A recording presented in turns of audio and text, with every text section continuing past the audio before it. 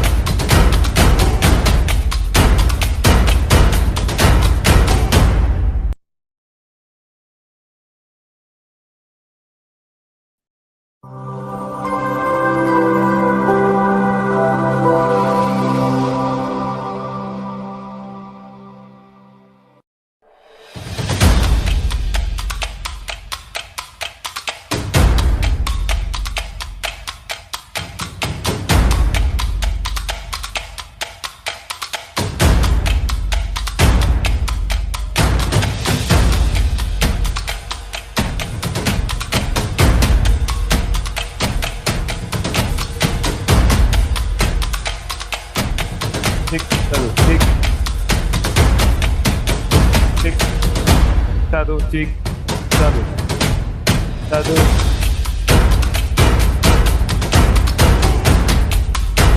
cek,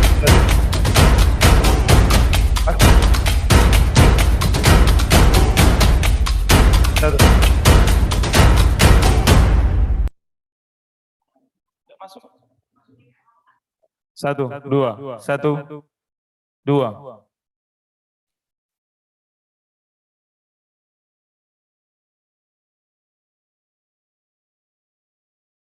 satu, satu,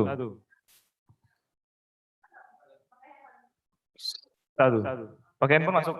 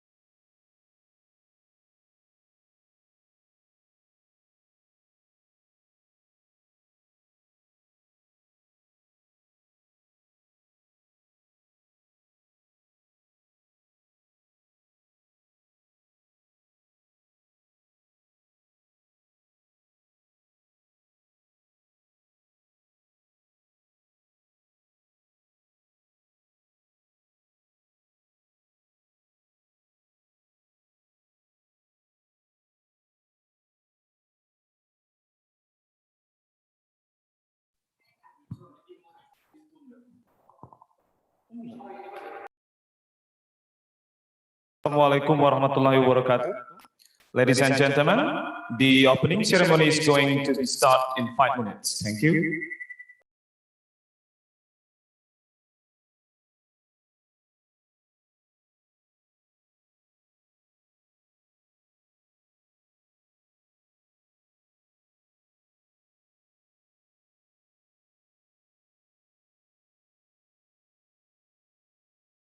Recording in progress.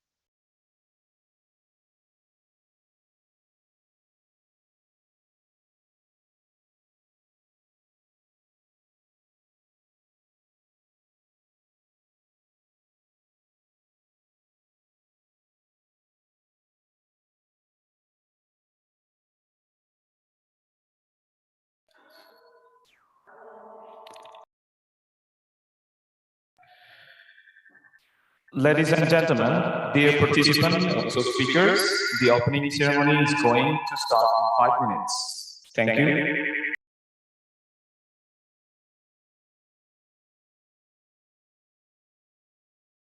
Mohon perhatian, dengan ini kami mengundang Bapak Ibu, pembicara, partisipan, untuk segera masuk ke Zoom, karena upacara pembukaan akan segera kita mulai.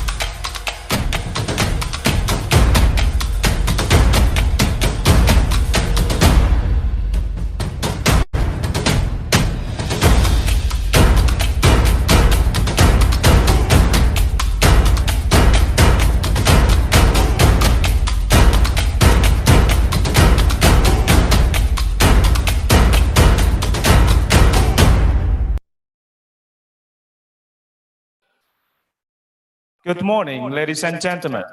We are delighted to welcome you to the first COROLLA International Conference on Future Education in the worldviews from science, humanities, art, social, agriculture, economics, laws, and technology perspective.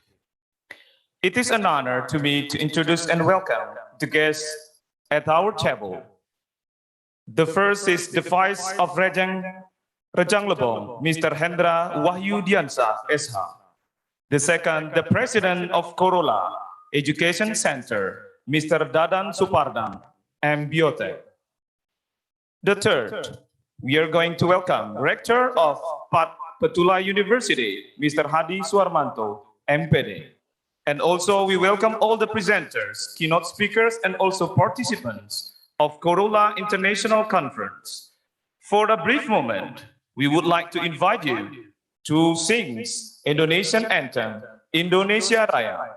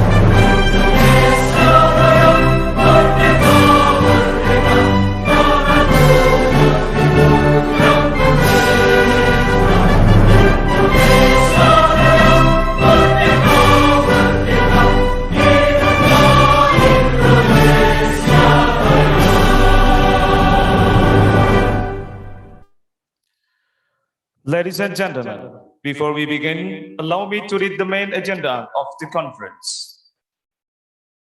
We will begin by addressing opening speeches, followed by profile of Rejang Lebong, the profile of COROLLA Education Center, the profile of Patputulai University, and the last agenda is closing. Let us now begin the opening of the conference. Distinguished guests, participants, ladies and gentlemen, as the host of this conference, the chairman will be delivering the welcoming speech. Ladies and gentlemen, please warm welcome Mr. Dadan Supardang.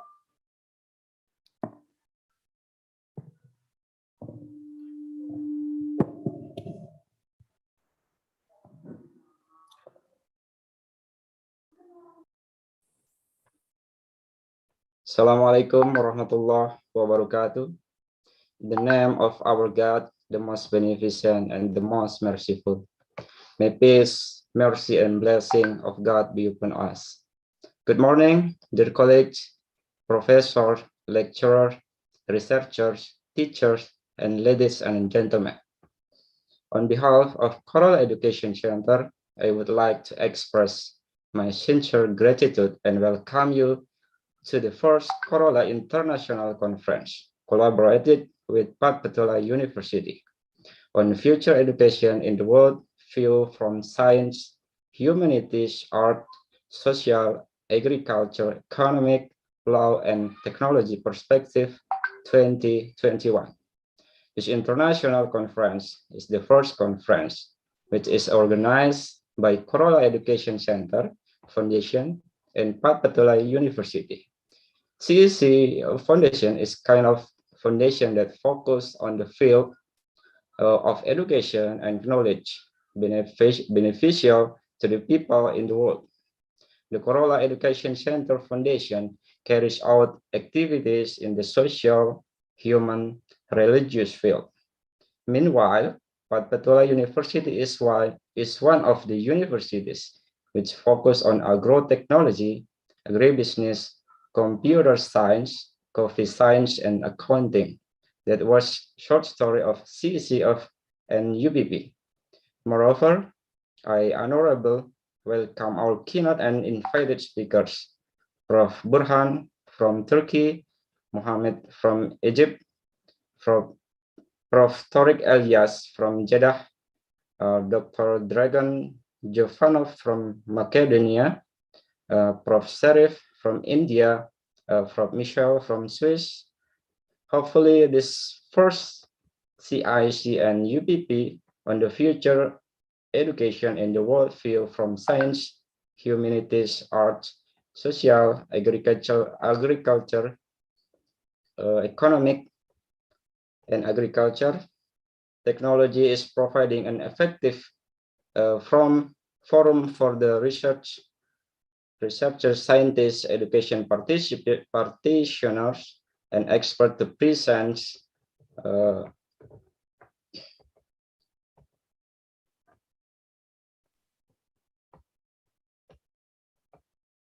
and share their innovative ideas for future education.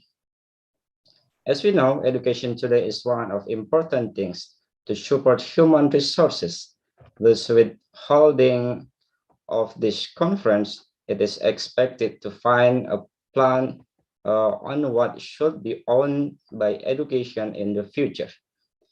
At the end of this international conference, I hope we can still work together to build the great future education in the world field from science, humanities, art, social, agriculture, economic, law, and technology perspective. Without further ado, let us begin the first COROLLA International Conference, collaborated with Patputulai University. Thanks for allowing me the opportunity to deliver the speech here. Good afternoon. Thank you. Wassalamualaikum warahmatullahi wabarakatuh. Thank you, Mr. Dadan Supardang, as the President of COROLLA Education Center. Ladies and gentlemen, the profile of COROLLA Education Center.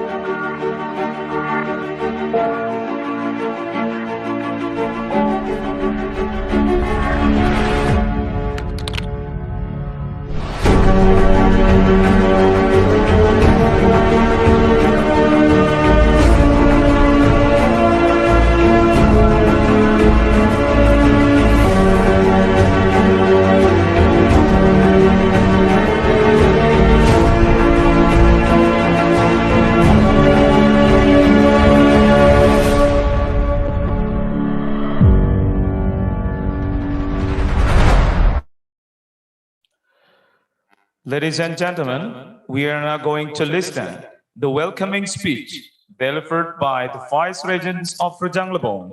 Please welcome Mr. Hendra Wahyudiansa, SH.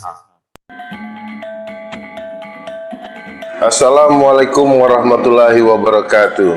Selamat pagi Bapak dan Ibu sekalian. Terima kasih banyak kepada kalian semua yang telah hadir di sini hari ini di tempat yang luar biasa ini. Saya Hendra Wahyudiansa, Wakil Bupati Kabupaten Rejang Lebong Provinsi Bengkulu, merupakan suatu kehormatan bagi saya untuk berbicara di the first UPP and COROLLA International Conference. Izinkan saya memulai dengan menyambut saudara sekalian dengan hangat pada International Conference ini. Sebelum kita mulai, saya ingin menyampaikan apresiasi kepada Universitas Patpetulai dan COROLLA Education Center yang telah mewujudkan International Conference ini. Saya juga ingin mengucapkan terima kasih kepada Profesor Tarik Elias, Profesor Konselor Muhammad, Profesor Serif Ismail, Profesor Michel Notari, Profesor Burhan Oskan, and Mr. Dragan Jopanov selaku pembicara pada International Conference hari ini. Kita akan mempelajari strategi membangun brand. Pendidikan masa depan dunia dilihat dari perspektif sains, humaniora, seni, sosial, pertanian, ekonomi, hukum, dan teknologi itu seperti identitas atau sifat yang memainkan peran yang sangat penting untuk membuat pendidikan kita sukses. Saya harap seminar ini bisa membantu kita semua membangun dunia pendidikan. Saya tidak akan membuang lebih banyak waktu lagi. Saya harus serahkan kepada host atau moderator pembawa acara kita hari ini untuk mengenalkan pembicara tamu kita kepada semua. Sekali lagi, atas nama penyelenggara seminar ini, saya ucapkan selamat datang. Senang melihat Anda di sini. Terima kasih semuanya. Wassalamualaikum warahmatullahi wabarakatuh. Thank you, Mr. Hendra Wahyudiansa, SH, for the speech. Ladies and gentlemen, next agenda is the profile of Rejang Lebong. Selamat datang di Kabupaten Rejang Lebong. Sejak tanggal 26 Februari 2021, Bupati Samsul Effendi dan Wakil Bupati Hendra Wahyudiansyah telah siap untuk mewujudkan visi dan misi Kabupaten Rejang Lebong bercahaya untuk semua, berkarakter religius, cerdas, sehat, berbudaya, untuk sejahtera dan maju bersama. Kabupaten Rejang Lebong dengan Curug ibu kotanya banyak dikenal masyarakat sebagai Curug Kota Idaman. Dengan kondisi alamnya yang sejuk, nyaman, damai, dan ramah masyarakatnya, Kabupaten Rejang Lebong terbentuk pada 29 Mei tahun 1880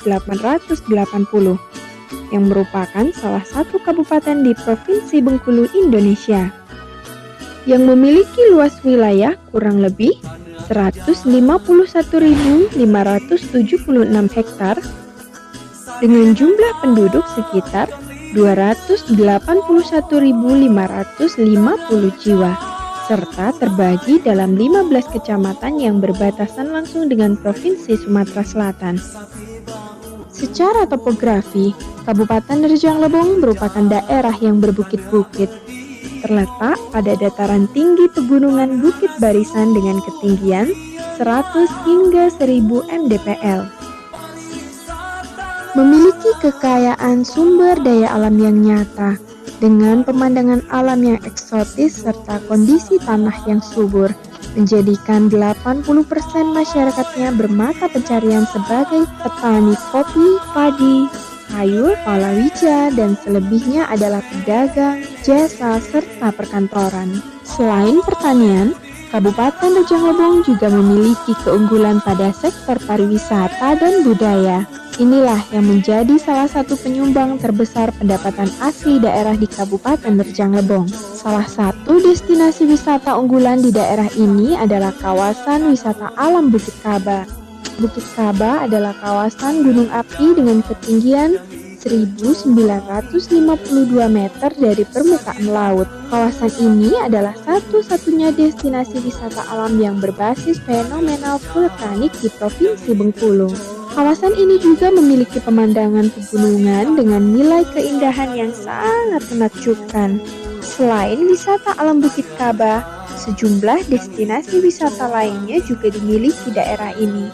Di antaranya, kawasan wisata Danau Mas Harun Bastari, air terjun Batu Betiang, air terjun Trimuara Karang, serta wisata lainnya yang tersebar di Kabupaten Rejang Lebong.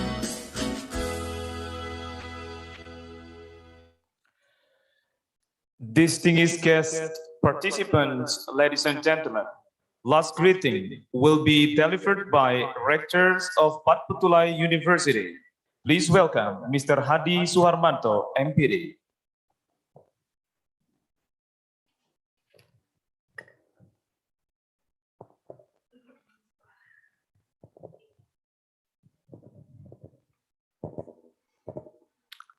Assalamualaikum warahmatullahi wabarakatuh. In the name of our God, the most beneficial and the most merciful, may peace and mercy and blessings of God be upon us. Good morning, everyone. The Honorable the Regents of Rejang Lebong, the Honorable the Presidents of COROLLA Education Center, the Honorable the keynote speakers from each country, the Honorable the presenters and all the participants who have been being here. First of all, I would like to say thank you for allowing me to deliver the speech.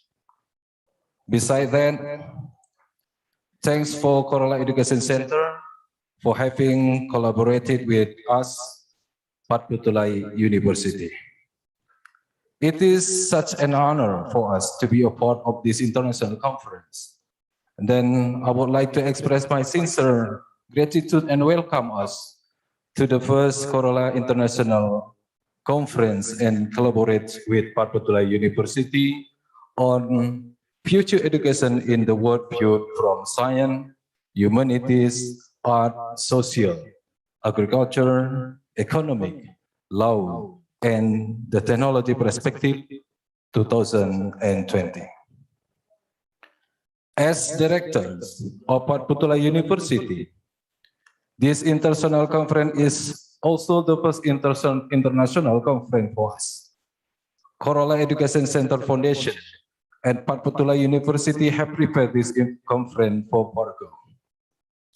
And I hope this international conference could be the good step for COROLLA Education Center and Patputulai University. For short introduction of our university, that Patputulai University is one of universities which focus on agrotechnology, agribusiness, computer science, copy science, and accounting. By the way, we have already built in 2019. Hopefully, with this international conference, we would be better university, we have an international connection, and we continue our work in the future. Ladies and gentlemen, in the nice moment, I would like to say thank you for all keynote speakers. First, Professor Burhan from Turkey. Second, Mr. Muhammad from Gibbs. Third, Professor Tariq Elias from Jeddah. Fourth, Dr. Dragan Zefanov from Macedonia. Fifth, Professor Sharif from India. Sixth, Professor Maxali Notary from Swiss. Ladies and gentlemen, I hope this first conference would be able to meet its goal of providing an effective venue of academics, scientists, educators, and other specialists to discuss and share their creative ideas for the future of education. Without further, let us begin to first COROLLA International Conference and collaborated with Patputulai University. Thank you very much for your attention. Assalamualaikum warahmatullahi wabarakatuh. See you.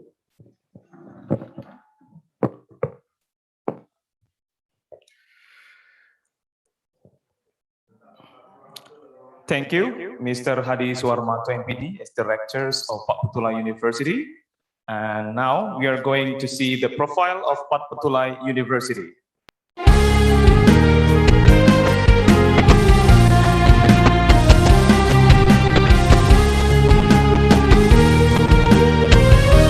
Dengan semangat yang bergelora, kami siap memajukan penuh rasa cita untuk kampus tercinta Universitas Patpetulai. Di sini tempat kita bersama menjadi insan yang berilmu, ciptakan SDM yang berkarakter, berjiwa wirausaha. Demi Indonesia yang berjiwa Pancasila dan berlandaskan Undang-Undang Dasar 45. Di sini kita menempa diri gegap gempita membangun bangsa. Majulah kampus kami yang tercinta, jayalah Universitas Patpetulai.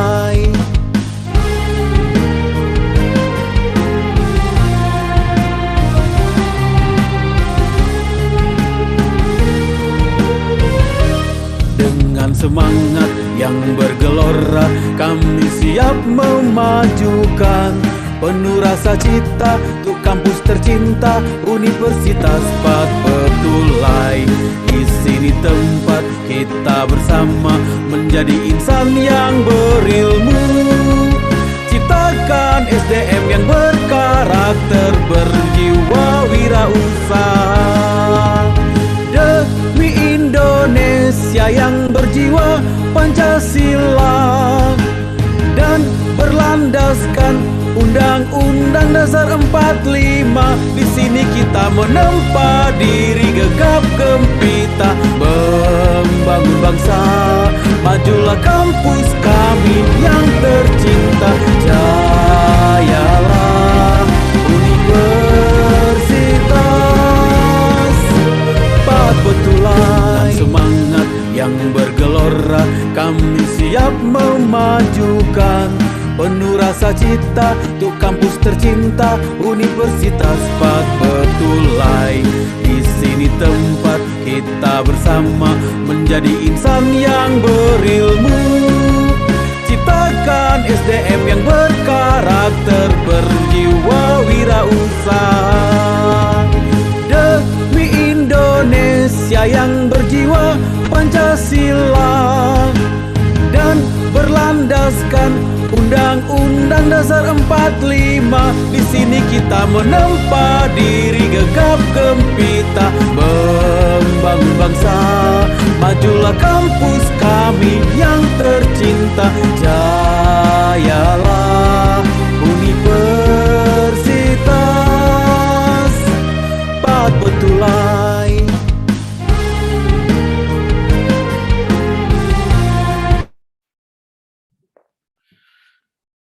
Ladies and gentlemen, we are in the end of the opening ceremony section.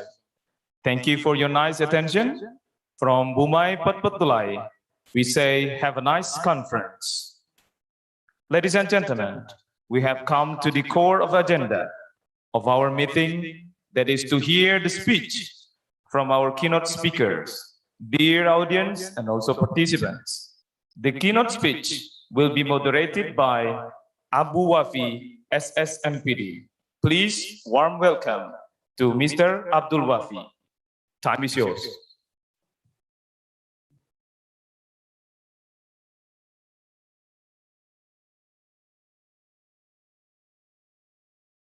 Check sound.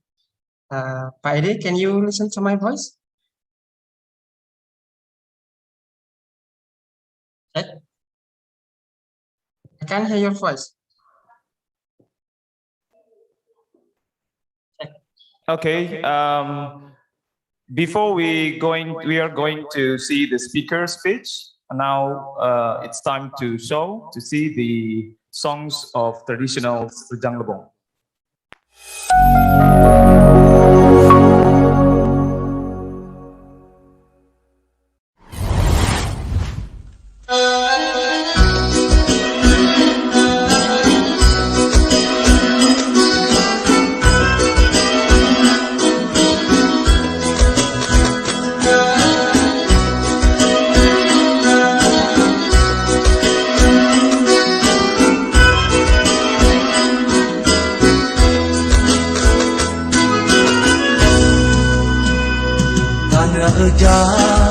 Dalam beli ke sadina alam keliling tebon tanah jam punai menong punai kuning sapi bau tanah jam tanah berdiro tanah nasu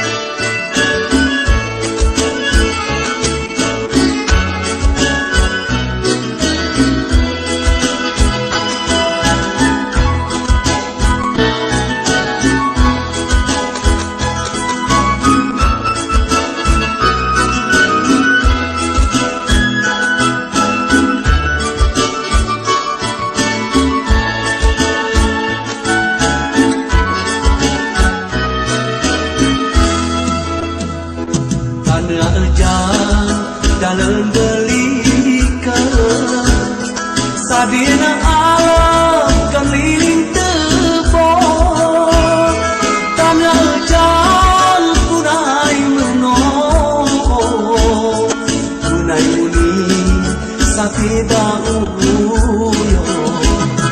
tanah jam tanah berdiro tanah nasu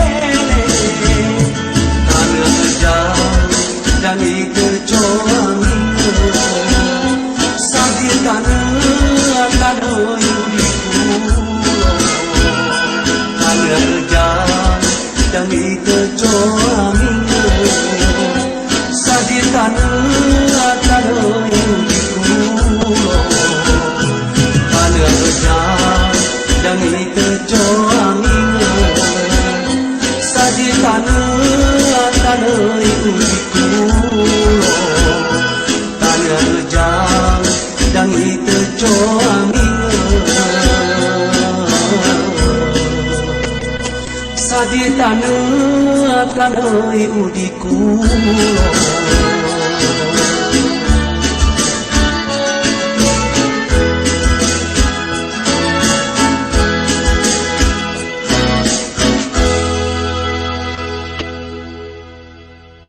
Ladies and gentlemen, we are going to see the core of our agenda, the conference, and the moderator will be in charge. Please welcome Mr. Abu Wafi. Thank you.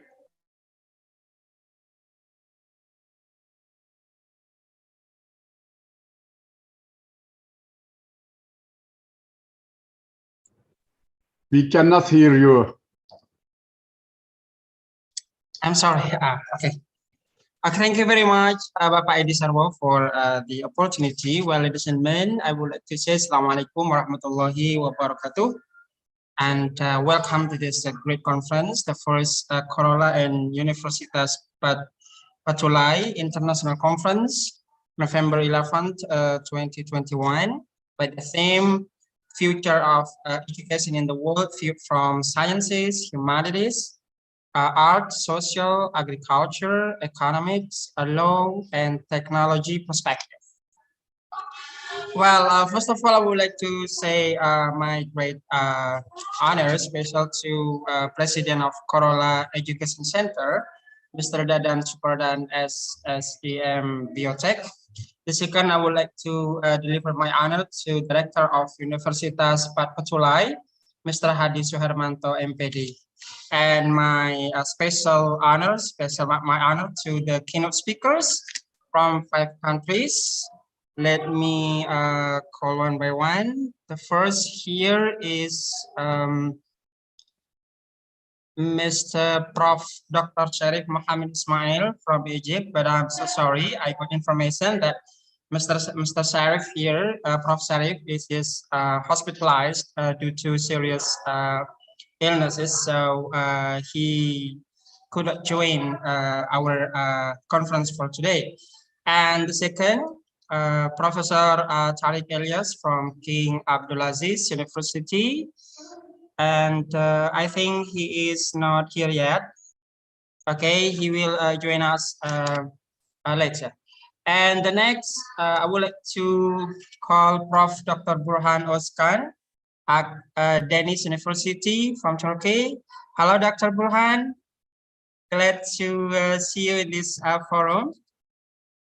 I think you have to unmute yourself, I guess. Hey. Okay. Hello, good morning from Turkey. Oh, Turkey now is morning. Yeah, what time is it then? Yeah, there are 4 hours difference between you and us. Oh, so you are 4 hours before or after us? Oh, we are younger than you. Now it's 9 o'clock, around 9 o'clock. 9 o'clock. Okay, Yeah. So I'm so happy because you can join in this conference, Dr. Burhan. This is my pleasure. And I can't wait to enjoy your session after this. Okay, so the next I would like to call Dr. Muhammad GHH Al-Shama, Lahaya International Lawyers Association from Egypt.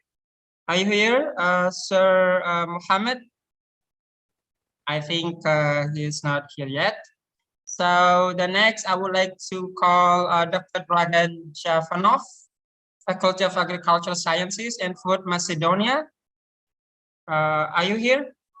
Oh, Mr. Professor Tariq Elias is already here. Hello, Prof. Good morning. Assalamualaikum. Good morning. How are you? Walaikum salam. I'm so happy to meet you. It's 9 o'clock as well, like Turkey here. It's in the morning, 9 o'clock. I just woke up. I have my coffee right now. Yeah. Okay, so welcome to our great, this first international conference. Okay, and okay, the next I would like to call Professor Dr. Michel or Michele Notari. Hello, sir. Michele Notari. Hello, sir. Notari. Are you here? Okay, I think he's here, but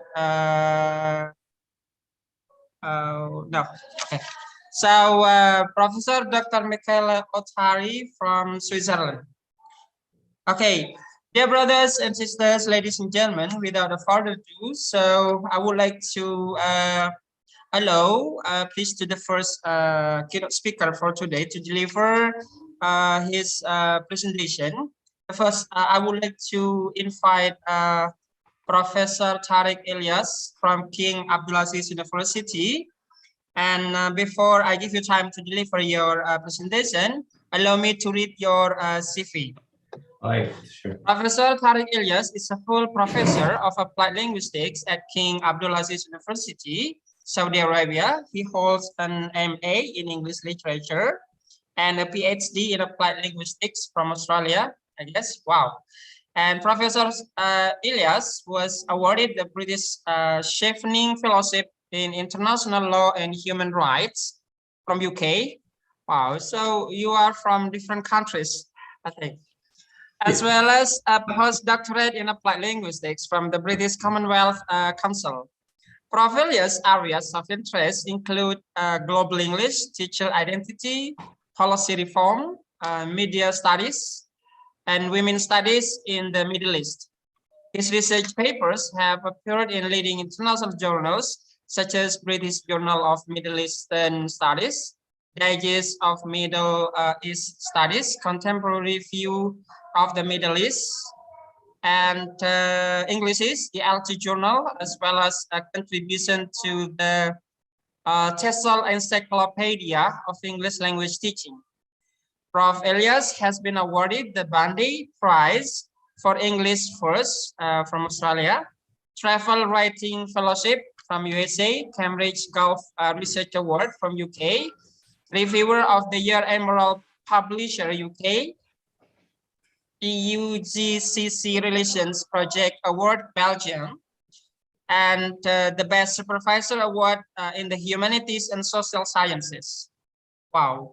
So I think you have got 2 pages for the slides because you are really amazing. So ladies and gentlemen, without further ado, I would like to give the time to Prof. Tariq Ilyas to deliver the presentation. Prof, I please you. Okay, great. Thank you so much for this nice intro. So my name is Tariq Ilyas. I'm from King Abdulaziz University, Saudi Arabia. And I'm very delighted, actually honored to have that invitation. I love Indonesia. I've been to Indonesia several times. I love Indonesian food, and I love Indonesian people, and salamat wa. All right, so thank you so much. I'm going to start my presentation on technology and the use of technology nowadays during COVID-19. So the title of my presentation is Exploring the Challenges and Solutions of Web-Based Education on the Learners' Experiences During the COVID-19 Pandemic, which is a cognitive psychological approach. So the outline of the presentation is as follows. Recording stopped. The Schechter virtual classroom Recording in progress. In Education Institute in the time of COVID-19, the challenges and solutions of web-based learning space, how cognitive psychology can influence most modern teaching practices in web-based education. And finally, the rise of new pedagogy, which is a term I have coined myself nowadays, in the time of the 21st pandemic era, offering creativity and solutions to excellence in learning experiences. So there is actually a shift in pedagogy, especially during the COVID-19 era, and everyone is experiencing this shift in remote pedagogy. So the current phenomena of our remote online education has left the instructors feeling out of space as a setting for both the physical presence and the discipline gained by the students is shifted or better cancelled for most cases in online classrooms. Also, the balance of power has been shifted in favor of the students. In our research, we claim that the hierarchy structure of the virtual space has developed into confusion and power struggle in teacher-student relationship in the virtual space. So what's happening with the student and the remote learning? That's a question we always ask ourselves as instructors around the world. Toby Scott in 2010, was like 10 years before the pandemic, he actually stated that the current generation of the student is highly immersed in multimedia that they think it's part of their natural landscape. However, one can argue that today's students are too modern to learn in a traditional setting and perhaps too aware to simply take teacher words for granted because everything there is available for them online. So with a click of a mouse, students can today access a wide range of information and find answers to their questions on their own. So the question is, do they need us as instructors? That is a question we always ask ourselves. So who are our students?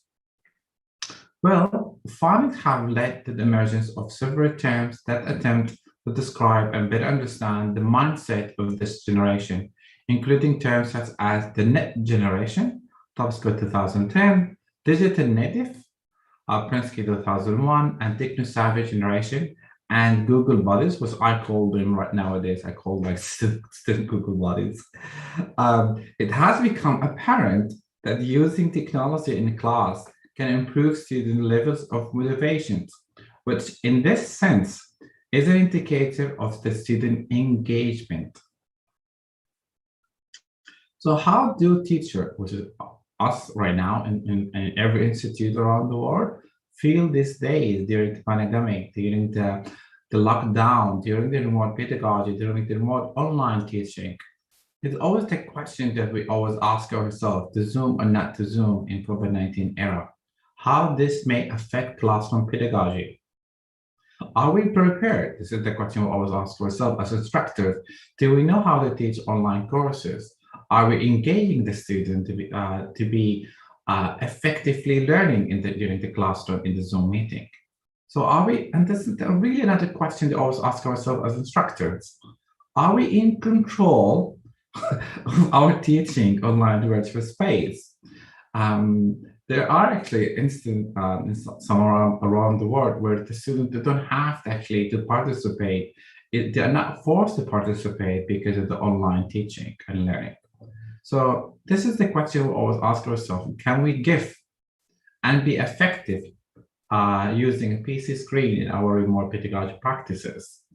Do our students think that we're doing a good job still teaching online or not? This is always a question we ask ourselves as instructors. So the shift in paradigm for teachers, this huge shift for us as teachers in paradigm in pedagogy in the classroom. So in our research, we poised that traditional power and discipline that the teacher used to claim has been transferred in a reverse panoptic gaze on part of the student who are in control of the virtual classroom and its time and space. The invisibility of static physicality in some cases of the student, there are some cases where the student, they have the freedom to use the cam or not to use the cam, especially in some Arabic / Islamic countries, where it sometimes could be a taboo to open the cam for ladies. So there is option for them to have the cam closed at all times. So again, the invisibility of static physicality in some cases of the student in current online learning compared to their visibility pose a serious challenge not only to the teacher authority, but also to his style of teaching. So how some of us might feel these days, with a lot of assessment happening to the teachers and a lot of questions happening to the teachers, are we being monitored by going online? Because a lot of us, when we do online courses, our courses are recorded, and the head of the department or the stakeholders are looking at us and looking at our behavior. So we are constantly being recorded. We are constantly being watched. So how do we feel nowadays as instructors that there's always someone watching us, there's always someone recording us, rather like in the previous era when we have the freedom to teach without someone in our back? It was always like someone is watching us there. So on one hand, some might argue that the student can claim more understanding as a result of their spatial freedom that they have nowadays. due to the online material access. So a lot of students have absolutely free access to the online information, and with a click of mouse, they can go to Google, which is like, you know, they are the Google buddies nowadays, and they have everything there.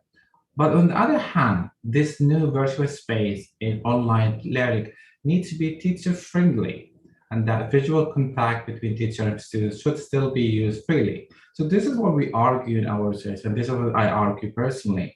Yes, we're focusing on this on the student, but also we need to focus on the teacher. Are the teacher being trained? Is the teacher friendly? Is there a visual contact between teacher and student? How we are being also catered for as a teacher, not only as a student. So there are challenges of online classrooms. There's an apparent and implicit anxiety that the values of traditional teaching may somehow be eroded. So there's a lot of movement nowadays. We see that, hey guys, this is really being very good thing to have the online courses, to have the virtual online courses, to have the remote pedagogy, and maybe we should have a hybrid. We should have a blended kind of learning. We should not always go physical like in teaching. So the current institutional pedagogy, therefore, was predicted on a sharp dichotomy between traditional teaching and physically different current shift to remote pedagogy. And we can see there's a conflict there. There's an apparent conflict with what's happening nowadays. And there's so much research about COVID-19 in education setting and the student, and nowadays on the teachers. There's like a mammoth, I would say, of research like right now on COVID-19 and education. So the conflict there that we see. So hence this conflict between the conventional classroom pedagogy and the new remote online classroom setting boils down to the basic opposition between traditional classroom and their older teacher-centered approaches, as we can say, and more current remote pedagogy, which is more student-centered. We are moving more from the physical classrooms, where teacher-centered, lecture-centered pedagogy is both encouraged and enabled by the physical configuration, to the virtual space and its remote pedagogy. And as we can see right now, there's a new trend of online courses, but also online conferences. So it became a lot easier for us to have online courses and also online conferences. So this is like what I like to call the shift towards remote pedagogy. Commonly used definition of pedagogy refer to both the art and the science of teaching. However, the unique capabilities of the web can be used in combination of good pedagogy to create active and creative online learning experiences for the students. In recent years, the academic world has been an enthusiastic rush, I would say absolutely underlined enthusiastic rush of the faculty to the World Wide Web as the newest mode of interface with the students. And then we come with the frame of the theory that we have that we need to consider what's happening with COVID-19 education. So behavioral learning theory and cognitive psychology, which is a couple of theories that we need to focus on in terms of teaching and learning at the same time. So behavioral learning theory and cognitive psychology have influenced most modern teaching practices. The behavioral learning theory developed largely from Skinner's view that learning is measured as change in individual behavior. And that's actually what's absolutely happening nowadays. There is a change in behavior of the student as well as the teacher too. So behavioral learning theory focuses on modifying the learner's behavior and produces instruction that involve representation of information. And then we go with the cognitive psychology and versus the behavior psychology. What are the differences? Are they interconnected or not? So cognitive psychology focuses on the learner's mental state than on the behavior. So what's the mental state of the learner? Are they staying in a friendly environment? Are they staying in a place where are they motivated? Are they staying in the place where they have support from the family, support from the colleagues, support from the classmates, support from the friends? Are they mentally able to feel like, hey, I feel good about this? So Piaget posited that individuals have internal cognitive structures or ways in which they understand the world, as everyone else, of course. Teaching methods should therefore provide activities that challenge and engage students in order to cause assimilations and accommodation to take place.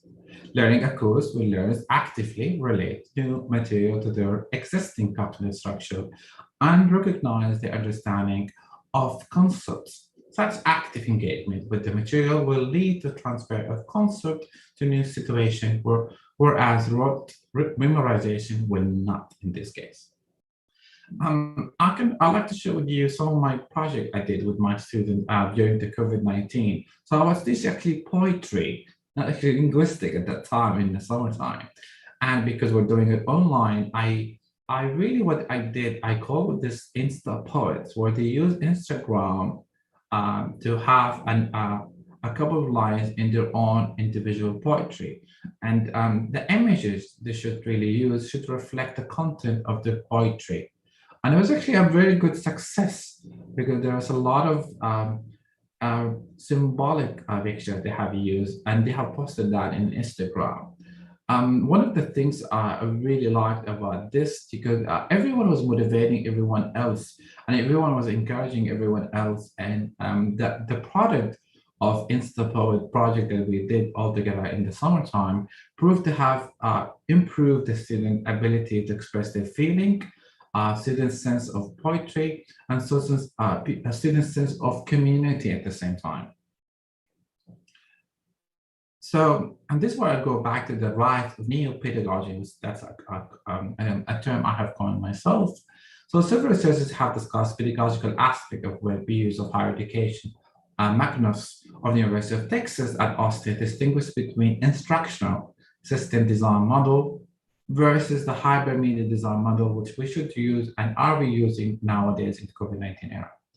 ISTT is the traditional model of planning instructions in which the instruction designer identifies a goal, analyzes a goal as to the skills and behavior required, set performance objectives, creates test items, develops instructions, and evaluates user learning based on the performance of the objective. So the hybrid design model, in contrast, focuses on what the learner wants to learn, emphasis on that, and how the learner chooses to access information, which is a cognitive model we have talked before. So HDM is using a unique capacity hypertext system to produce a learning environment distinctly different from the face-to-face instructions. And it is especially well suited to pursuit of intermediate and expert knowledge in complex and ill-structured learning domains. So there's creativity, we can say, and we can assume, and we can theorize that in remote pedagogy. I have actually used with my colleague a software called Pextons. So we selected, Pexton was selected to foster development of the student cognitive level of creating. The student immediately jumped right into designing the characters and coming up with scenes themselves. They were able to invent and imagine scenes, compose dialogues, create their own characters, and use the vocabulary they had learned in different contexts. The application provided a good deal of graphic features, such as props, background scenes, and characters, allowing the student the opportunity to freely express their creativity. This is some example of the background they have with the students. These students are actually they're middle class students. So they are basically at the age of 12 and 13. And their level of English is basic. However, they have succeeded to engage and create correct English sentences. So learner motivation in remote pedagogy, I would like to argue. Although it's attempted to believe that simply providing the latest technology and multimedia will supposedly motivate learners to flock to online learning sites, this is not necessarily the case. Hal writes that the level of multimedia use in web-based training should be determined by program design needs, not just a desire to use the latest technology. For example, graphics including picture and charts are valuable in clarifying information and maintaining student needs and interests. So what we found, so all of this research we've been doing and I've been doing with my colleagues. So what did we find in this case? We found that when the students are able to see practical application of the knowledge, they are more motivated and they can more easily merge to the new information with their previous experiences. And we found that too, that simulation can also provide valuable experiences in applying new knowledge, either to continue to the learning process or as the assessment of the learner's understanding. Also, we found that successful learning of even more complex knowledge requires the student to engage in production of new knowledge, self-evaluation, reflection, and application of that knowledge. In Magnus' hypermedia design model, the designer of instructions provides questions and guidance to foster evaluation and reflection by the learner himself. So what are the take-home away or takeaway message that we can get from this presentation? Active learning should engage students in the learning process to create their own understanding of the subject matter. We'll also find that learners ideally can choose their own, perhaps guided paths through new information based on their own ability levels and objectives. So we need to also have a neat analysis of the ability of the students. We can't assume that everyone on the same level. And then we can apply the information to the new students, especially to their own situation. That's something we need to cater for, especially by being away from the classrooms. We also still have to go back and see the needs of the student and their situation. And lastly, the hypertext environment was created to allow users to select their own paths through information and the best examples of web-based instructions to facilitate there. This is a part of the active learning process. So again, we need to know that learners need to clearly presented information to help them develop their own understanding of the material. Also, large amount of text on the screen are difficult to read, especially during COVID-19. So text should be broken up and read to maximum clarity. Graphics can be used selectively to clarify points further, maintaining the student interest as well. This is the last slide I will have to discuss. So the newer technology permit movement of screen object to clarify ideas and also allow students to manipulate objects to show their understanding of concepts. Questions that promote evaluation, reflection, and creativity by the student can be posed with forms of the students writing, and the resulting essays can be reformatted by the computer and printed out by the use of the student and faculty. And thank you so much for listening. And these are the references I have used in my presentation. Hopefully there's a food for thought, and the rise of the new pedagogy, it's like everywhere. And yeah, thank you so much. Terima kasih sama sekali. Yeah.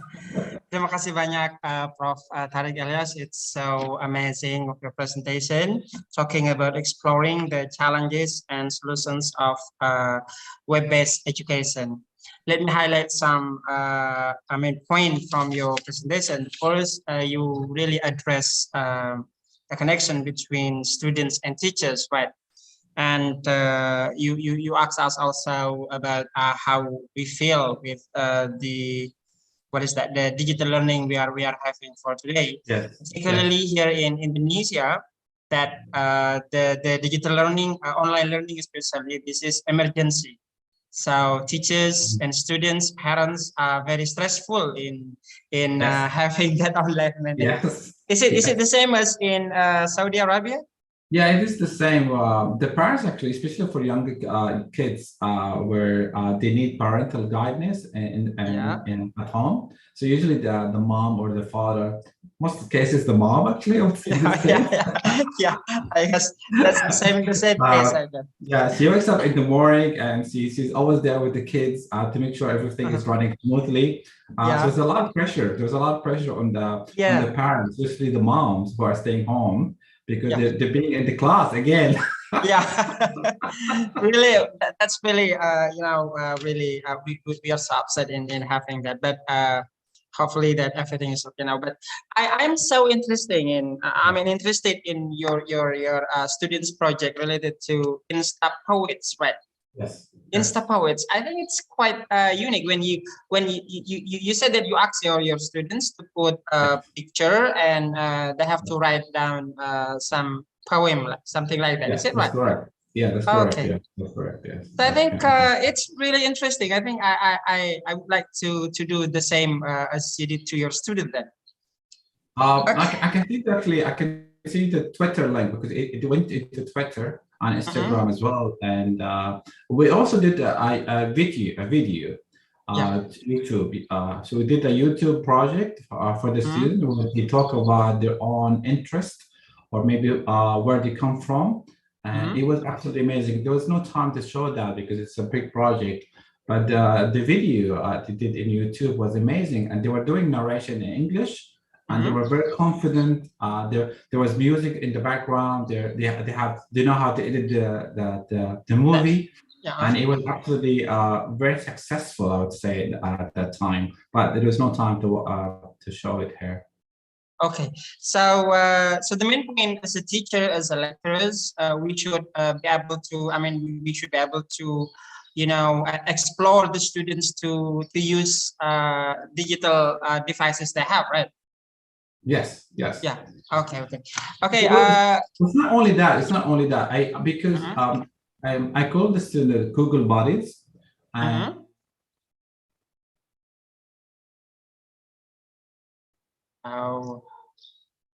guess Prof. Tariq is in a technical problem related to internet connection. So actually, we have a question from Nabil Aldebaran. I hope Prof. Tariq is coming in again, joining us. So he could answer the question from Nabil Aldebaran. Okay, so Prof. Tariq is already here. Yep.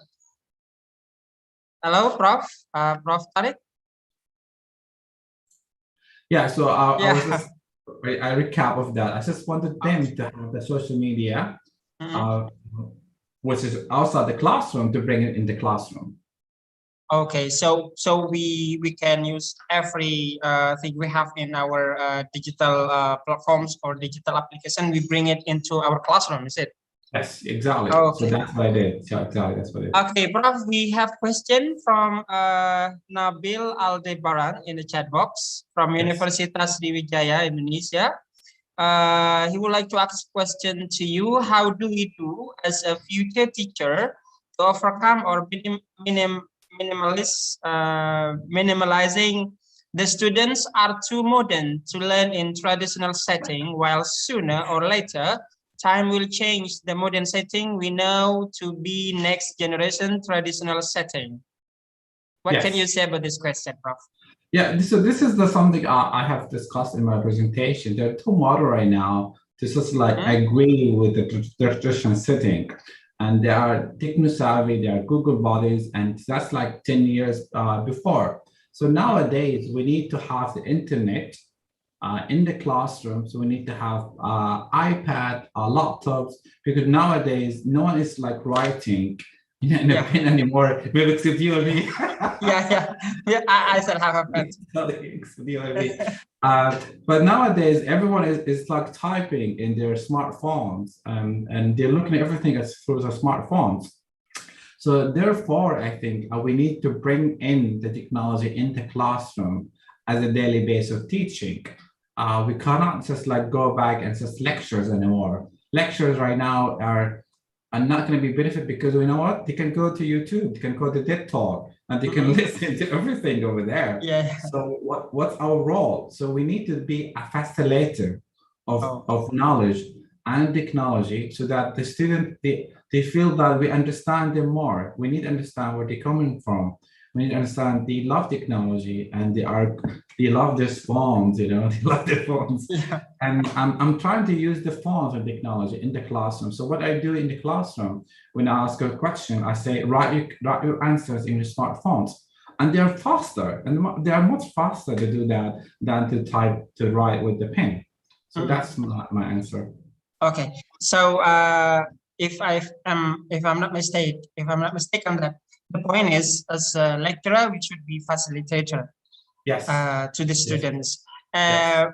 Can we add one thing that we can be as a controller? Is it okay if we also play as a controller? No.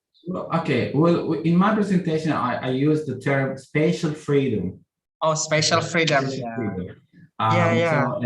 So the spatial freedom that we have, whether like online or so we have that online, but in the physical classroom, the student they feel trapped before they are monitored.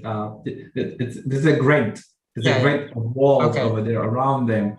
And they feel like they are monitored by the teachers. But online, they feel at ease. They can you know what? They can just like drink their water. They can do that. So they feel that they have more spatial freedom, and they feel at ease. They don't feel like they are controlled by the teachers. Okay. So the main point, we should appreciate their spatial freedom as students. Yeah, but we also have to have guidelines for the spatial freedom. Yeah, that's guidelines. I think that's the point. Guideline. Yeah, okay. we need guidelines, I believe, for everything we do in our life. Even for our freedom, we need guidelines. Yeah. So whatever freedom we have, we need guidelines for freedom. Yeah. So guidelines are important, and I love rules. I love regulation because they give me a path, a track to follow. That I don't like to go off the wagon or off track, because when I go off track, this means like I'm not going to reach my destination, and I need that guidelines. I need that path to follow my destination. Okay, that's I got the point from you, Prof. So we have another question from M. Rafli Abdi Fadila from Universitas Sriwijaya, and he asks you, he asks you about the hardest challenge that you have teaching in COVID-19 pandemic. So I think he asks your hardest challenge. For me? Yeah, I guess. Okay, I have so many challenges. The question is the hardest. Okay, well, the challenge I face, because I love my students and I love to see their face expressions. And in our setting, sometimes the student, they don't turn on the cam, because at home setting we need to value the privacy of their homes. So they can open or not open the cam. So I miss that looking at my student faces expression. And I miss looking at because I could tell if the student is learning or not by looking at their facial expression. I could say that they're confused, and I could repeat myself, and I could try to emphasize that. But not having that calm on, it was a challenge for me, because I just needed that as a confirmation. So I think you really care to your students. Well, I love my students. Seriously. I was born to be a teacher. Okay, Prof. We still have one question from Denny Putri from Bengkulu University. She would like to ask you, what can we get if we do not use online learning now, and how we keep it the material without forgetting the materials that have been given when online learning? So yes. You get the point, right? I get the point. Yeah. Okay. It's very tricky, because a lot of people right now is like, what are we going to do? Because we ask ourselves, what are we going to do when we actually go to the classrooms? Because we got used to the facilities and resources we can do online. I can make the student watch a small video. I can share graphs. So we need to have a smart board, smart classroom in the physical classroom. So I think we like to encourage having smart classroom, smart board in the classroom itself. This will be a solution, I believe. Okay, so the main point as a teacher, we should try to make the classroom as smart as possible by Yes. adapting to the students' need, right? Yes. Yes. Okay. Absolutely. Well, thank you very much, Prof. I guess, I think you have got more questions. One more questions I need again. my coffee. So hold on. I need to go get my coffee. Okay. Okay. Okay, I guess, is it okay? Is it okay if we take one more question from Tiara Febrianti from Sriwijaya University? I hope this is the last question because we still have other speakers to do the presentation. Yes. In online learning during the COVID-19 pandemic, students complaining about signal disturbances, places where it was not possible to study. Then, what understanding should be given by the teacher? Because most of the events that I show, sometimes the teacher ignored the problem and left it so that students were considered not present, even though the students usually have done their best to overcome it. So I think this is only suggestion. If, for example, the student have tried their best to join the online learning, but because they have got problem with internet connection something, so the teacher ignored it. So what is your response to that? Well, it happened to me personally at the beginning of the pandemic when I was teaching online. The signal was not good, so I felt embarrassed as a teacher that I needed like to have a better signal. So I bought a better package, internet package, as a teacher. But I think there should be a discount for students using the internet. Like if you have a family, then you have like at least like between 1 to 5 kids, and all of them are using the internet. And I think for that, I think we should provide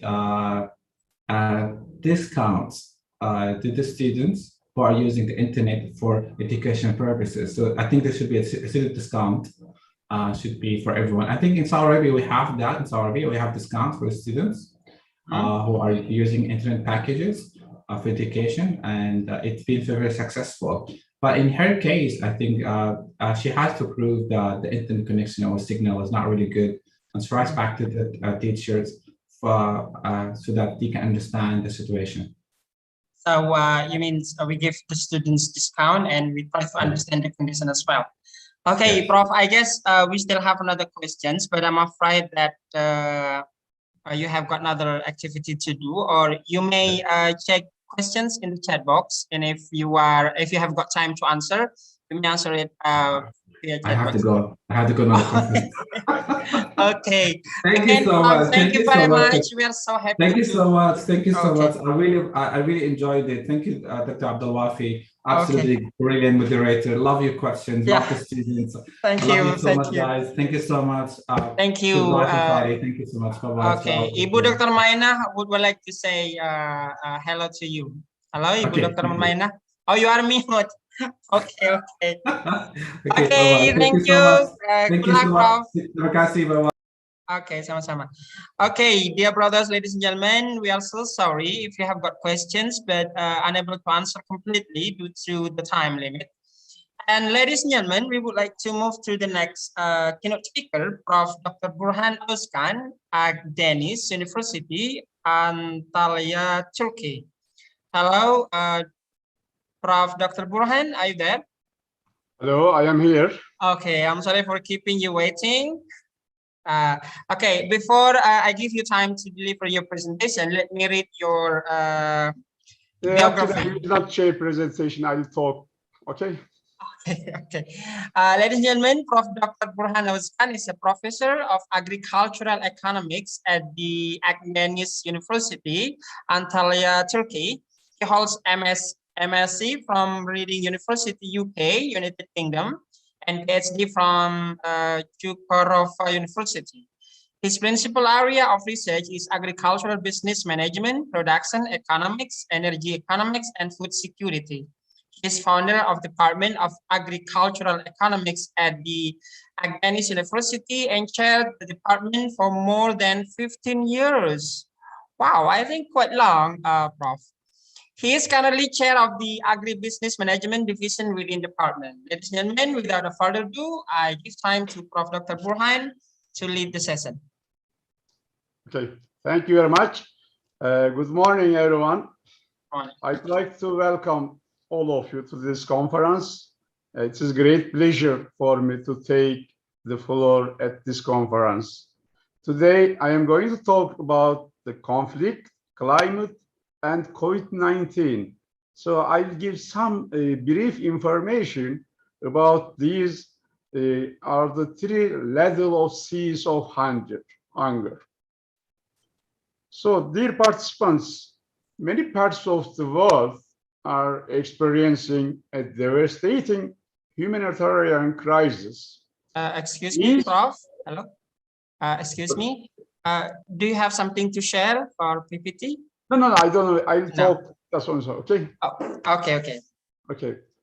Yep. Let me go on. Okay. Parts of the world are experiencing a devastating humanitarian crisis. These humanitarian crises are being driven by a combination of several drivers that were often mutually reinforcing and creating compounded crises.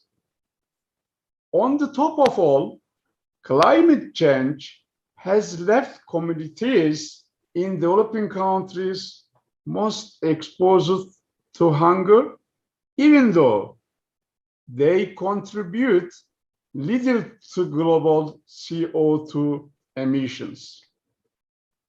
The extreme weather events made worse by desertification and pest invasions have jointly exacerbated food insecurity and forced families to flee their homes. However, these poorer nations are the least prepared to withstand or respond to these weather-related shocks, and they were driving hunger like never before. Furthermore, the battles raging in different parts of the world continued increasing the substantial effects of climate change. It is compounding risk and exacerbating vulnerabilities. The conflict has disrupted the livelihoods of particularly people who work in agriculture. Added to the escalating climate crisis, this has continued intensifying the food insecurity in different parts of the world's hunger hotspots.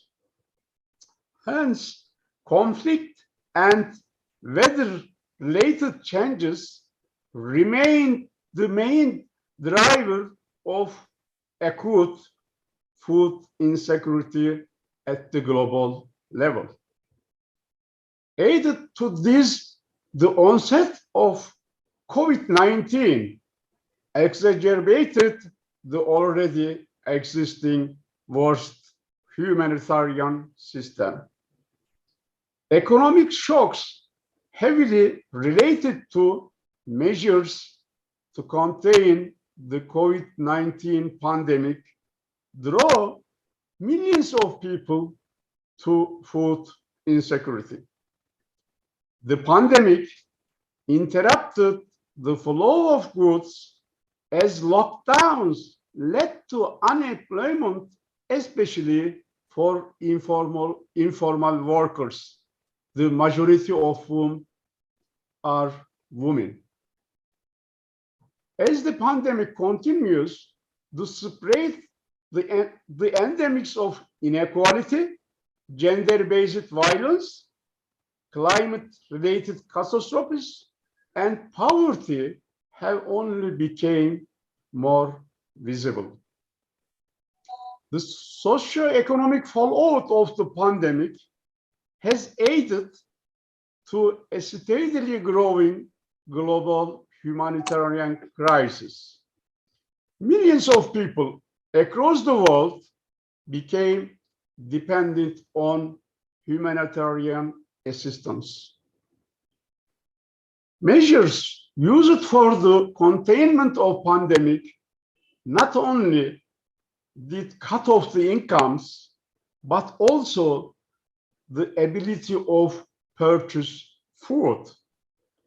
And the pandemic exposed weaknesses in our food systems, which threaten the lives and livelihoods of people around the world.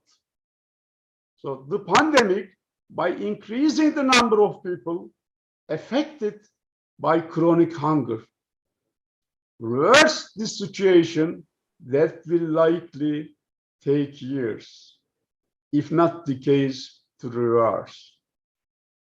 It has also deepened acute food insecurity in countries already under the intense strain, leaving millions of children at risk of famine. Therefore, added to consequences of the conflicts, disasters, and climate change, the pandemic has turned a nutrition crisis into an imminent catastrophe. It has exacerbated poverty and inequality in conflict-affected countries, adding massive pressure to already overwhelmed social and health systems. It has also compounded the suffering as remittances have fallen, earning opportunities have dried up. Health services have been stretched to the limits, and travel restrictions have compromised access to markets. Millions of parents are being left to choose between food and medical care for their children. The pandemic and related containment measures have aggravated the impact of pre-existing drivers of fragile, notably conflict and climate change. The resulting economic hardships has widened inequalities and exposed the structural vulnerabilities of local and global food systems, hitting already fragile contexts and vulnerable groups, particularly affected very hard. The lingering nature of the most food crisis shows that long-term environmental, social, and economic trends compounded by increasing conflict and insecurity are eroding the resilience of agri-food systems. If the current trends are not reversed, food crises will increase in frequency and severity. This suggests that it will take a tremendous effort for the world to honor its pledge to end hunger by 2030. This further increases the call for food production to be more inclusive, efficient, resilient, and sustainable. A radical transformation for our food system is needed to achieve the Sustainable Development Goals. Therefore, the three C's, I mean conflict, climate, and COVID-19, became a deadly combination, threatening the livelihood of large number of population in a different part of the world, especially those living in developing countries. So we need to work collectively to meet the immediate needs caused by these multiple forces. Only then can we protect and save lives. These three forces act as a poverty multipliers, forcing millions of families into extreme poverty. We live in an age in which intersecting crises are being lifted to a global scale. With unseen levels of inequality, environmental degradation, and climate destabilization, all these crises require us to rethink our next steps. All require a global to local response and long-term thinking. They need to be guided by science and need to protect the most vulnerable among us. And it also requires the political will to make a fundamental changes when fought with existential risks. So we cannot solve these threefold emergency without addressing inequality and acknowledging that historically marginalized communities suffer the worst effects. At first stage, addressing the causes of today's food crisis requires the transformation of agri-food systems to be more inclusive, resilient, and sustainable. So what can be the key elements of this transformation include early action is crucial to protect livelihoods and food security, particularly when a shock or stress is anticipated. This can reduce potentially devastating food losses that can disrupt rural livelihoods and increase food insecurity in already fragile areas. Strengthening the resilience is essential. This demands political will and coordinated action among humanitarian, peace, and climate actors with associated investment in long-term inclusive solutions. The other one is strengthening social protection systems are vital, especially in fragile states or communities. High-level diplomatic and political commitment is needed to end conflict and violence. And also rigorous political commitment backed up with sufficient resources are needed to rectify the overwhelming burden of climate change on the most vulnerable. So just I mentioned some brief information about the three levels, climate change and COVID-19. So I would like to thank all the participants for joining this conference. Thanks to also COROLLA Education Center Foundation to express my view at this conference. Also, my deepest thanks go to Professor Mutmainna for her hard work and leadership in organizing this conference. Finally, I congratulate all people for their success in the organization of this conference. Thank you very much. Okay, well, it's a great presentation, Prof. Dr. Burhanus Khan, related to, if I'm not mistaken, so your topic is about humanitarian crisis, and you're talking about climate change and also pandemic. Is it right, Prof? Yeah, actually, I talked about the conflict, climate, and COVID-19. So I said that these are three little C's of hunger. Okay, three little, yeah. Little means okay. Three little, yes. So if I'm not mistaken, you're talking about conflict. Conflict means in nation or between countries Actually, and countries? Especially in some countries, there are some events, some terrorist activities, and also some domestic conflicts. For example, in Nigeria, you look at the Boko Haram, for example. Okay.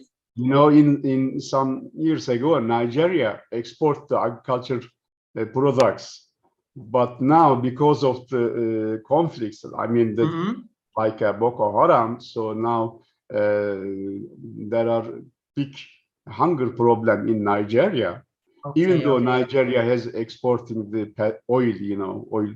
Okay. So you means no matter how rich we are, our country, but conflict is there, and added by climate change and also pandemic COVID-19. So the poverty and hunger will be getting worse and worse. You means. As a sorry, we already conflict. We have many conflicts in different parts of the world, and also in addition to conflicts, now we have a big problems, climate and also COVID-19. So situation is going to very worse. So we cannot solve these problems if we act like in the past. So we should change our approach as a countries, or as a scientists, or as a whatever. So we should change our direction. We should act together. Yeah, we should act together. Okay, so just now you give us you propose some solutions. The first talking about social protection system, and also high level politics and commitment to end conflict. So those are some solutions you propose as related to how to overcome the humanitarian crisis. Is it right, Prof? Yeah. Okay. Yeah. So just now you talk about peace. Peace. We bring peace to our life, or what is that about? So your solution to overcome the humanitarian crisis, we should make our world peaceful, right? Peace. Yeah, actually, my solution is just my dream, Okay. Dear Prof. Okay. Dear Prof, we have got several questions in the chat box, but I see some of the questions are not really related to your topic, because your topic is about climate change. But I have here. Yeah. Okay, here I have got question from Hesti Agusdianti from University of Sriwijaya University. She would like to ask you, recent food price shocks threatened some 1 billion people with hunger. Meanwhile, there is growing evidence that climate change, along with rampant commodity speculation and lack of social protection, are contributing to widespread food. Okay, senior economist. So the question is, what urgent actions are needed to address the crisis? So I think this is the core of the question, Prof. Yeah, actually, thanks to that question. It is a nice question also. Now almost 1 out of 9 people are in a hunger. Yeah, so it is really big problems. And also now climate change and also COVID-19 also exacerbated to the current situation. So actually, what should we do? Definitely we should rethink our steps again, not like in the past, so we act like leaving no one left behind. Okay. So otherwise we cannot solve this problem. So no one should be left behind. So you means we what is that? We live what we had in the past and we focus on the future. Yeah. Okay. The United Nations said that in 2030 there will be no hunger. So 2030. Yes, 2030, there Oh, will be no hunger. But you know, it is not possible anymore. yeah, Even though there will be big problem, the hunger will increase, poverty will increase. So, in order to commitment to our sustainable development goals, you know, we have 17 sustainable development goals. We should focus on, and we should rethink again, and we should change some of our policy and commitments. Otherwise, situation will be go to worse if we continue like that. You know, poor communities or poor countries need real and applicable solutions. applicable solutions, not only about theory, right? Yeah, Okay, yeah. good. So thank you very much. So it means we should focus on our future. Don't look at back and waiting for what we had in the past come back again in the future. No. Okay. The next question, Prof, from Husnul Khatima, asking you about the role of students and teacher in education in overcome the problem like humanitarian crisis, climate change. What can teachers and students do to overcome that humanitarian crisis? Yeah, actually, students, thanks to question, students, what can they do? They can make some assignment or some seminars about the sustainable development goals. So they should keep these problems, you know, awareness and extending to other people, to political people or others. So they should talk about the conflicts, and also they should talk about the climate change. I mean, the effects of the climate change. Also, they should talk and prepare some assignments or homeworks, whatever they can do that about also COVID-19. So again, they should focus on what should be done. No one left behind. So political people and also countries, especially developed countries, United Nations, how should they act not to believe left behind? So they should focus on that one. They should share, they should talk. If I can take your point that as a teachers, as students, and also as educationists, we should focus about what we can do by using our academic expertise, like giving understanding. We make ourselves aware of the danger of climate change and also humanitarian crisis. Yes. Is that right, Prof?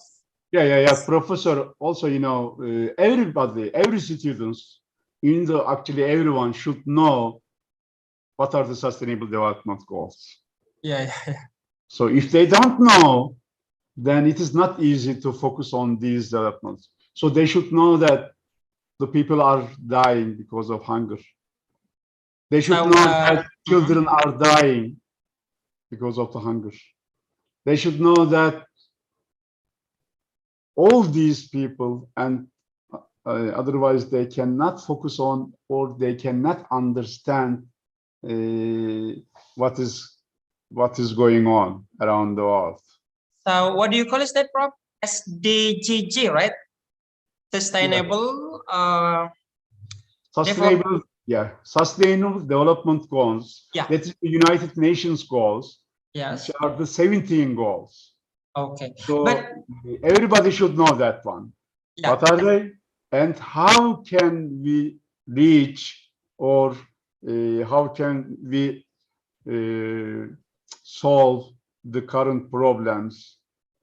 So you means that teachers should teach the students on that SDGG, right? Yeah. Probably the students do not know about it. Yeah. Teachers can give some assignments about the for example, one is hunger, the other one is poverty, the other one, there are 17 goals which are the main problems of the world. Okay, so everyone, the questioner. So if you want to know about the answer from Prof. Dr. Burhan, so teachers and students should be able to understand deeper about SDGs. SDG is Sustainable Development Goals proposed Yes. by United Nations. There's 17 goals. Yeah, yeah. There are 17 goals. Yeah, So you yeah. may Google, you may Googling about 17 goals of United Nations. Okay, so another question, Prof, but I think most of the questions related to learning. Let me find another question that is suitable with your topic. Dear Prof. Burhan, I am Paidi from Europe, which produces vegetables. So Churup here is the place we are having the conference, Churup, Regency. Would you like to explain the role of demographic roles on purchasing the price of vegetable? Is the price of vegetable cheap or? Yeah. Yeah, asking about demographic roles on purchasing the price of vegetables. Do you get the point of this question, Prof? It's okay. You know, I think as far as I understand the question, she or sorry, he, I don't know, asking why the vegetable prices are rising. Is it? Am I right? Why the price of the vegetable products are rising? or lessening? Rising or lessening? Yeah, actually, you know, the roles, but the woman can play an important role in the production of the vegetables or also marketing vegetables. So if you look at in agriculture, actually, women as a farmer, as a producer, they can play, actually they are playing already, very big roles. But women has some problems. So what kind of problems? So their education level is low compared to men.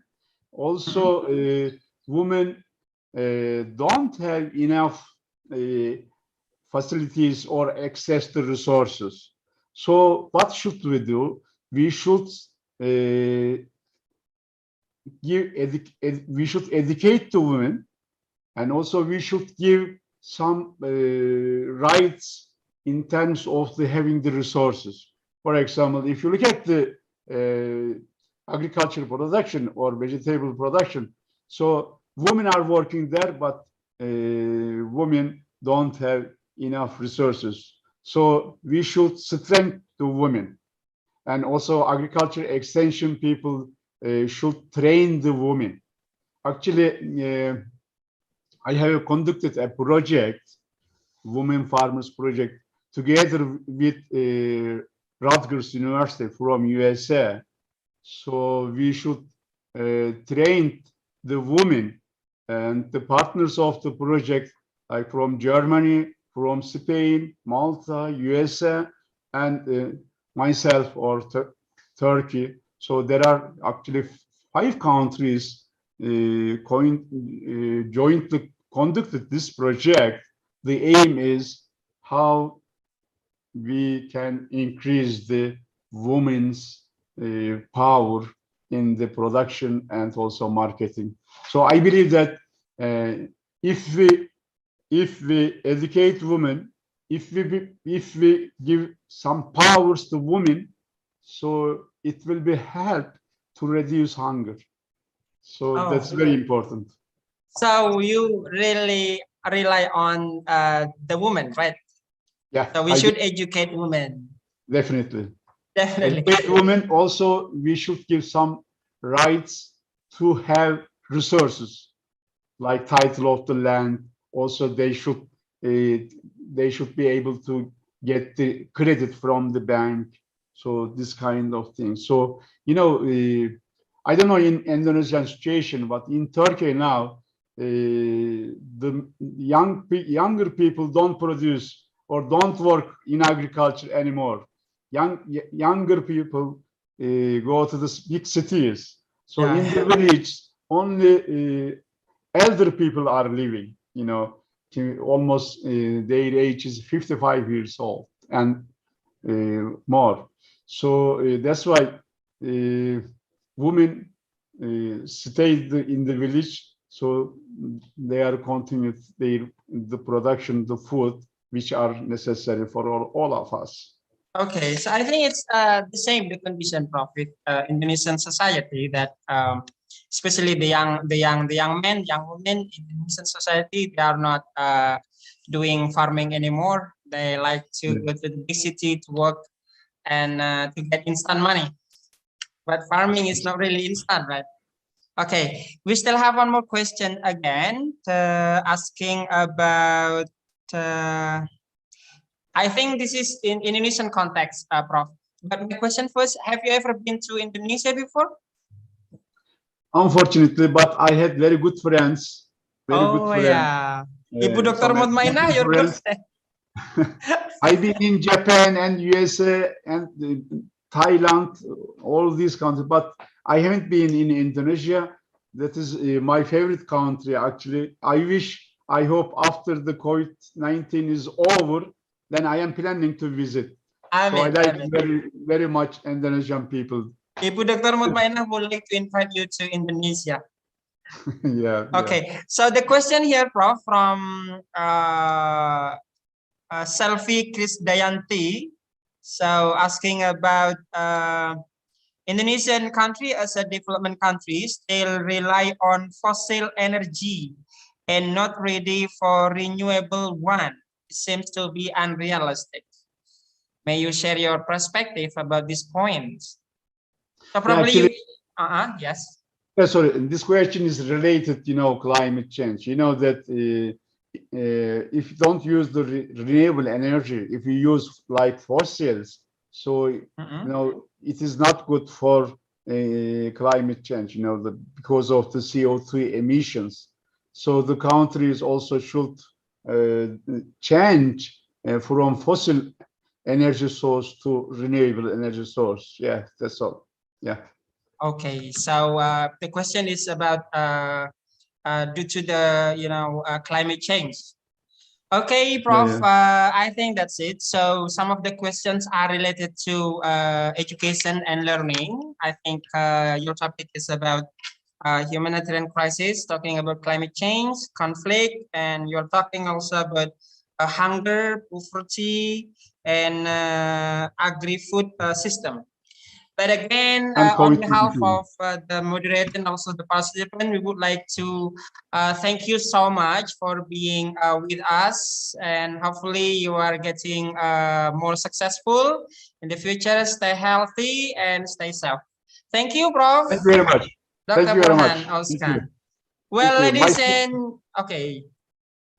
well, ladies and gentlemen, we are going to continue to the next keynote speaker. We would like to invite Micheli. Is he here? Yes. Hello, everybody. Okay. Good afternoon, Prof. Good afternoon. Okay, before I give you your time to deliver your presentation, I would like to read your CV. Ladies and gentlemen, Prof. Dr. Michele, is it Michele or Michelle? Michele, it's Italian. Michele, okay. Michele, yes. Professor Dr. Michele Notari in Switzerland is a professor in technology enhanced learning at the University of Teacher Education in Bern, Switzerland, and the University of Hong Kong. His research area is computer-supported collaborative learning, technology-enhanced project-based learning, wearable computing, learning using computer-mediated reality, and learning design fostering the 21st century skills. He was the founding president of the One Laptop per Child organization. Wow, one laptop per child.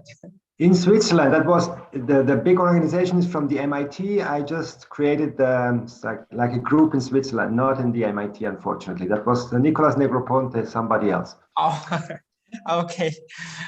So founding member of New Way organization, Wisdom Accelerator for Youth, Michele sits on several boards as expert for technology-enhanced education, including the Athena School of Management in Bombay, and has given keynote talks in the Horizons Conference, the Women Justice Summit, and many others. He runs and participates to different initiatives enabling enhancing learning using technologies in remote areas in the world.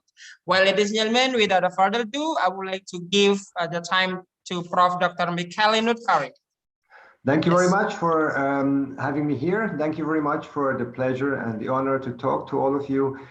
Just one question.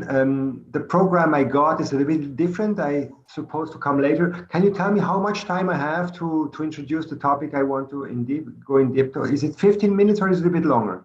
Yeah, so you have got 15 minutes since 15 minutes, okay. Then I try to make it short and brief. First of all, I would like to come to the keynote, to the take-home message and relate to what Dr. Burhan Özkan said. Actually, he was talking about 3 C's. It is about conflicts, climate, and COVID as a deadly triangle for many, many things that happens in the world which are not so pleasant.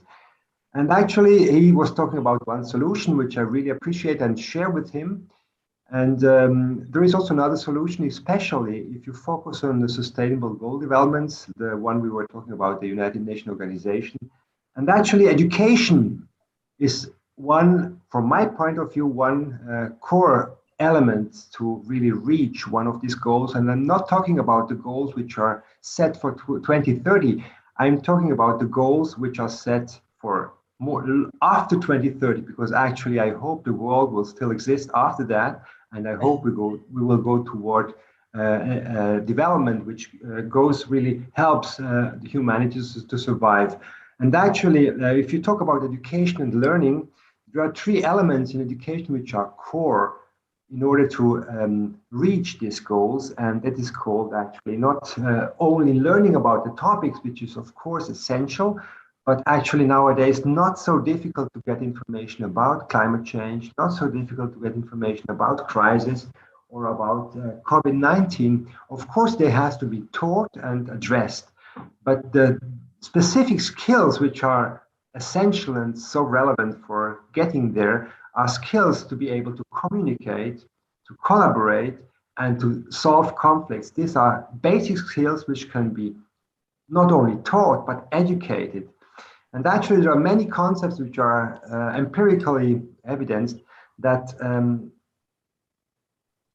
teaching such goals, which are also part of the 21st century skills in education, help to address such global problems we encounter, and we will still encounter not only 2030, when hopefully the sustainable goals are reached, but even later. So teaching and teachers may have a very crucial role in order to help society to grow towards this sustainable development goals.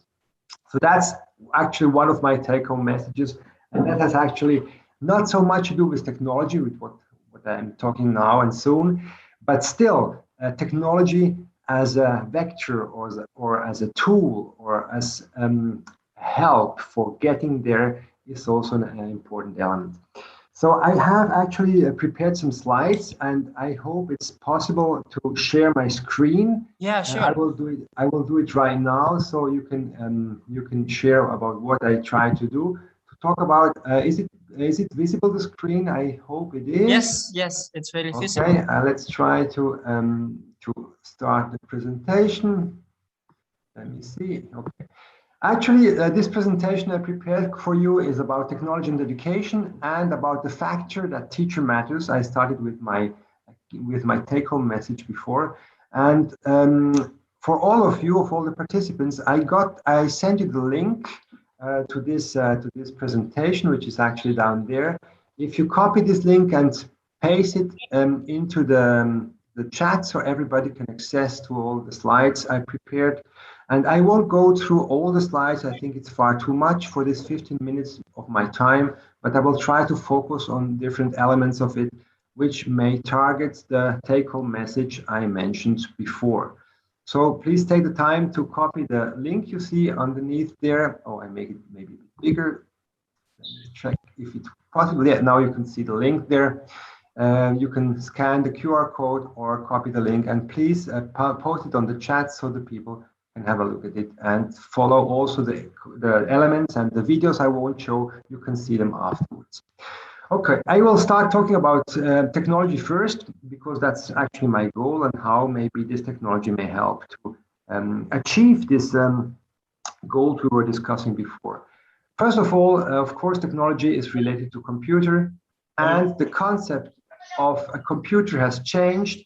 Before, we were thinking computer is like something with a keyboard and a big screen and sitting underneath of the table. That changes drastically. We have computers everywhere. The amount of microchips we use in our lives, especially in the first world, is increasing day by day. I don't know if there's still any machine, even in the household, which doesn't has a computer inside, a microchip able to compute information. So actually, this is all over. The ubiquitousness and the prices of computer, the ubiquitous rises and the prices decreases. So we have this potential of having help of information processing in many, many parts of our daily life, starting from a watch, going to a car, going to a coffee machine. All over we find these elements, and this can be also useful for helping us to take decisions which may be better or not so good.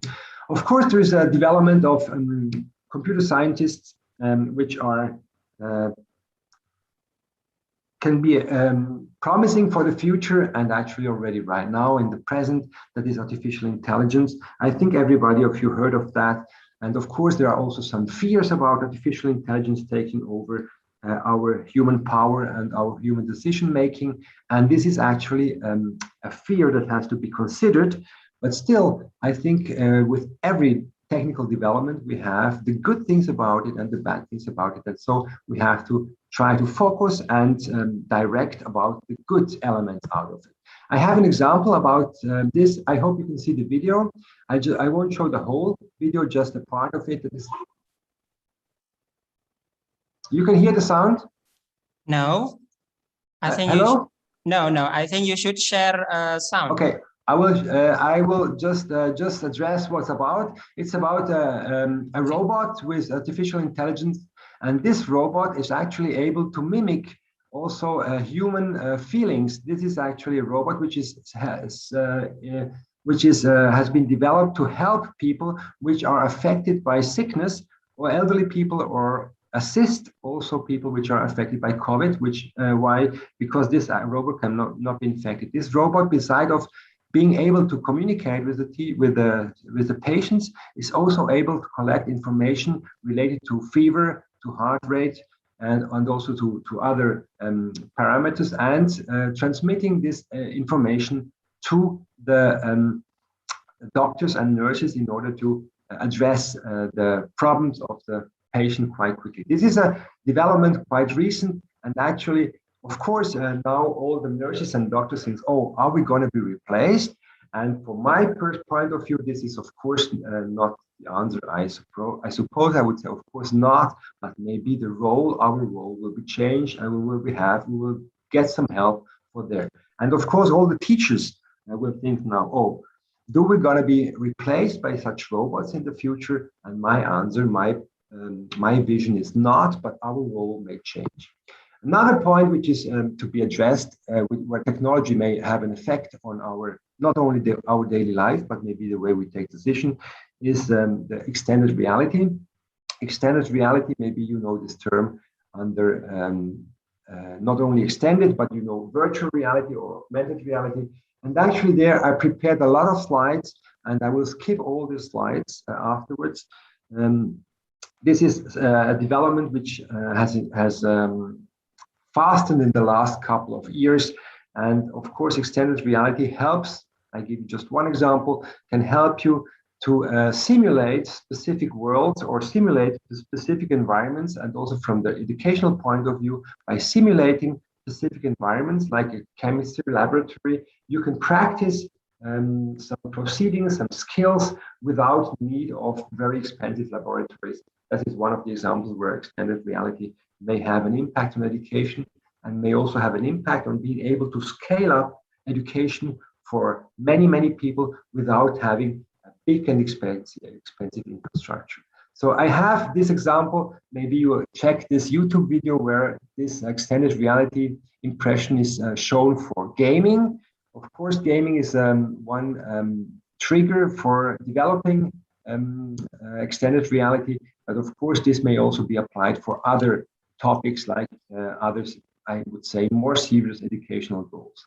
Okay, we go to the next slides, which I will skip because these slides, they really show examples of extended reality, of virtual and augmented reality, which may be relevant not only for education, but also for your daily life. And actually, these topics, you may look by yourself. I gave you the link to go right there. I go back to the next thing, which may be relevant for as technology for education, which is another form of computers. I call them wearables. And I think you're aware of all the smartwatches now you can buy for a couple of dollars, which gives some information about not only your health. Of course, it gives information about time, it gives information about weather, it gives information about your heart rate, your sleep habits, but it also gives information about your communication with your smartphone. Such wearables are actually also quite developed in the last couple of years, and they allow us to give some real-time specific information, not only about health situation, but also about other personal situation like stress or whatever symptoms related of well-being. And also this sort of computer may have an effect on the way we think about and the way we're going to be educated. One example is this smartphone here I showed you. It's like a prototype where so this band is able to simulate the screen of a smartphone. So you don't need to bring your bulky smartphone and you don't need to look at your screen, but the information is projected on your underarm. Actually, all these developments are not that new. The images I've shown you here in the center of wearable computing, they are already 2 or 3 years old, so the development is going quite far. This is all about technology, but now I want to talk not only about technology, but how technology can meet education and how these two elements can help to fight against this crisis, the 3C crisis mentioned by Burhan Özkan before, and also other crises we are into in our daily or in our society. So what is education and how can technology meet education?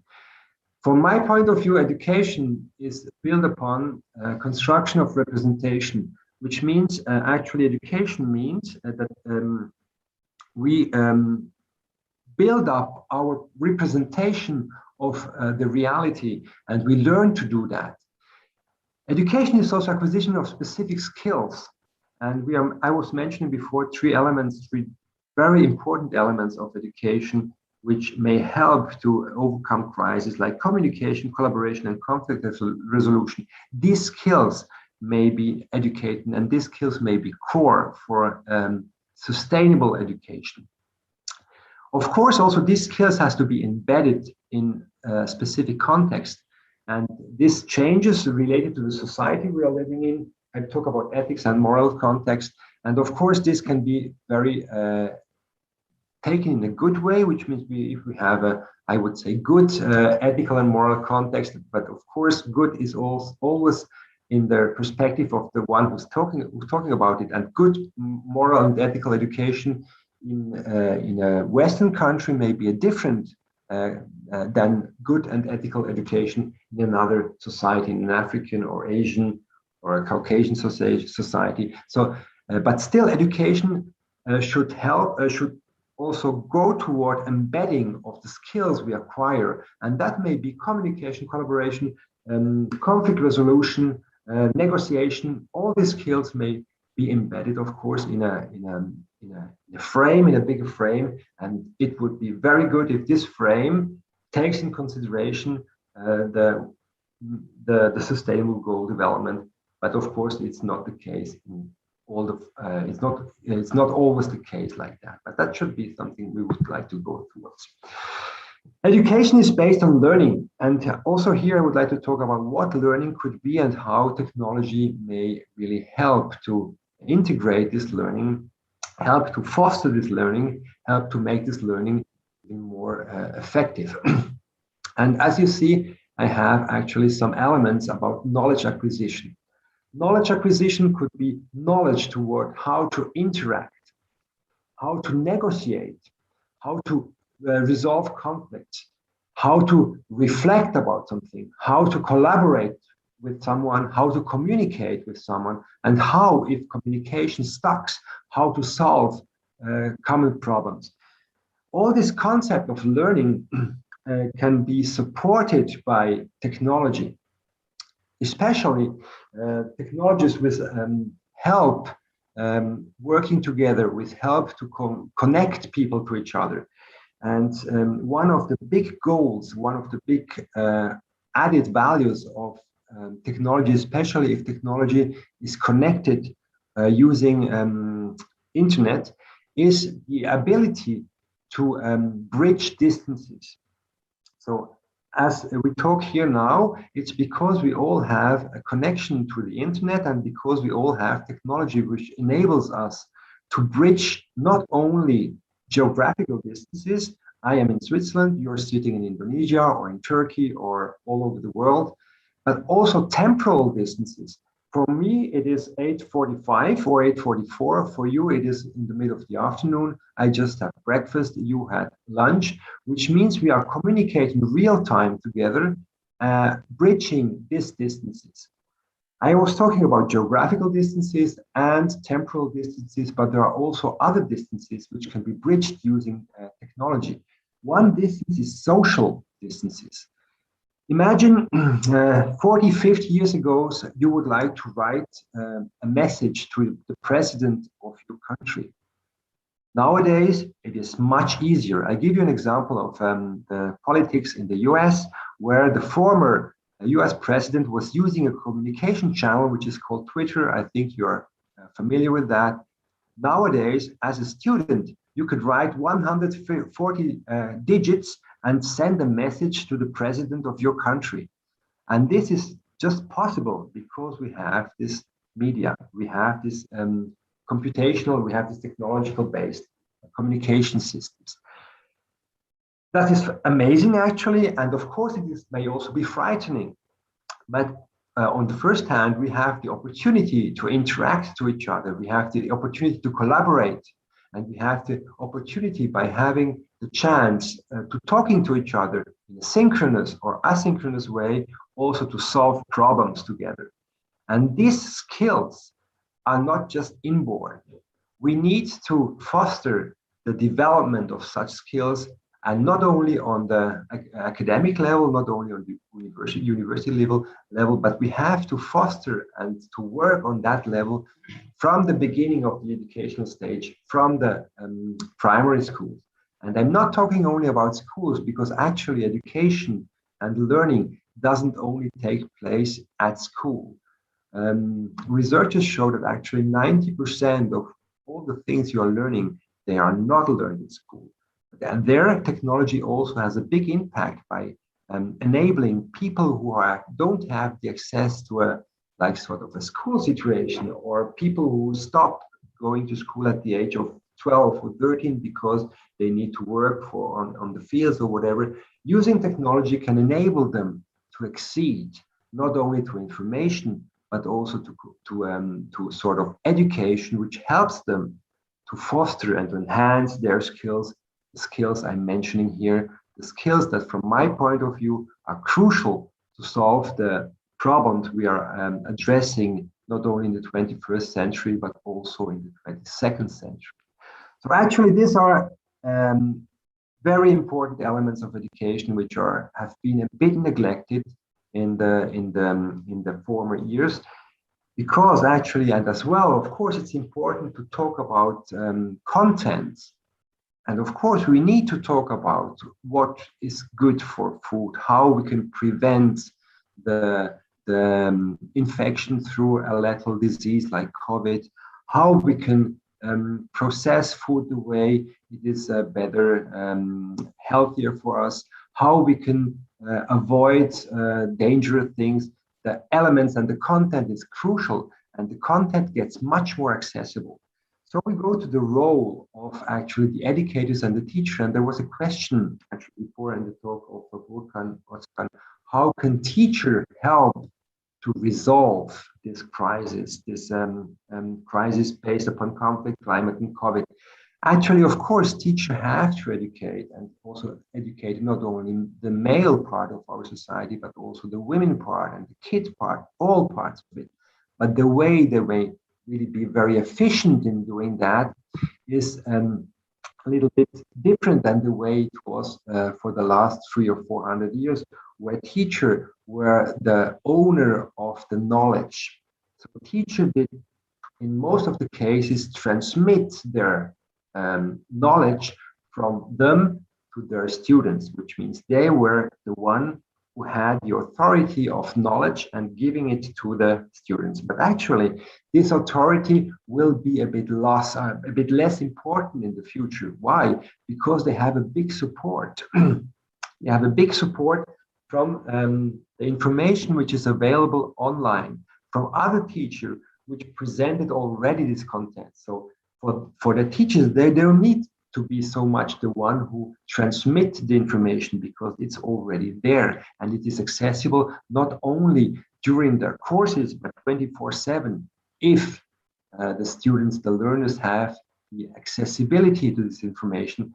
And this accessibility is easier and easier from day to day. I think many people in Indonesia or also in other countries have like sort of access to internet and have a smartphone where they can accede to that. So the role of the teacher is not so strongly anymore the transmission, but actually to giving them, I skipped one. The teacher matters, the role of the teachers right here.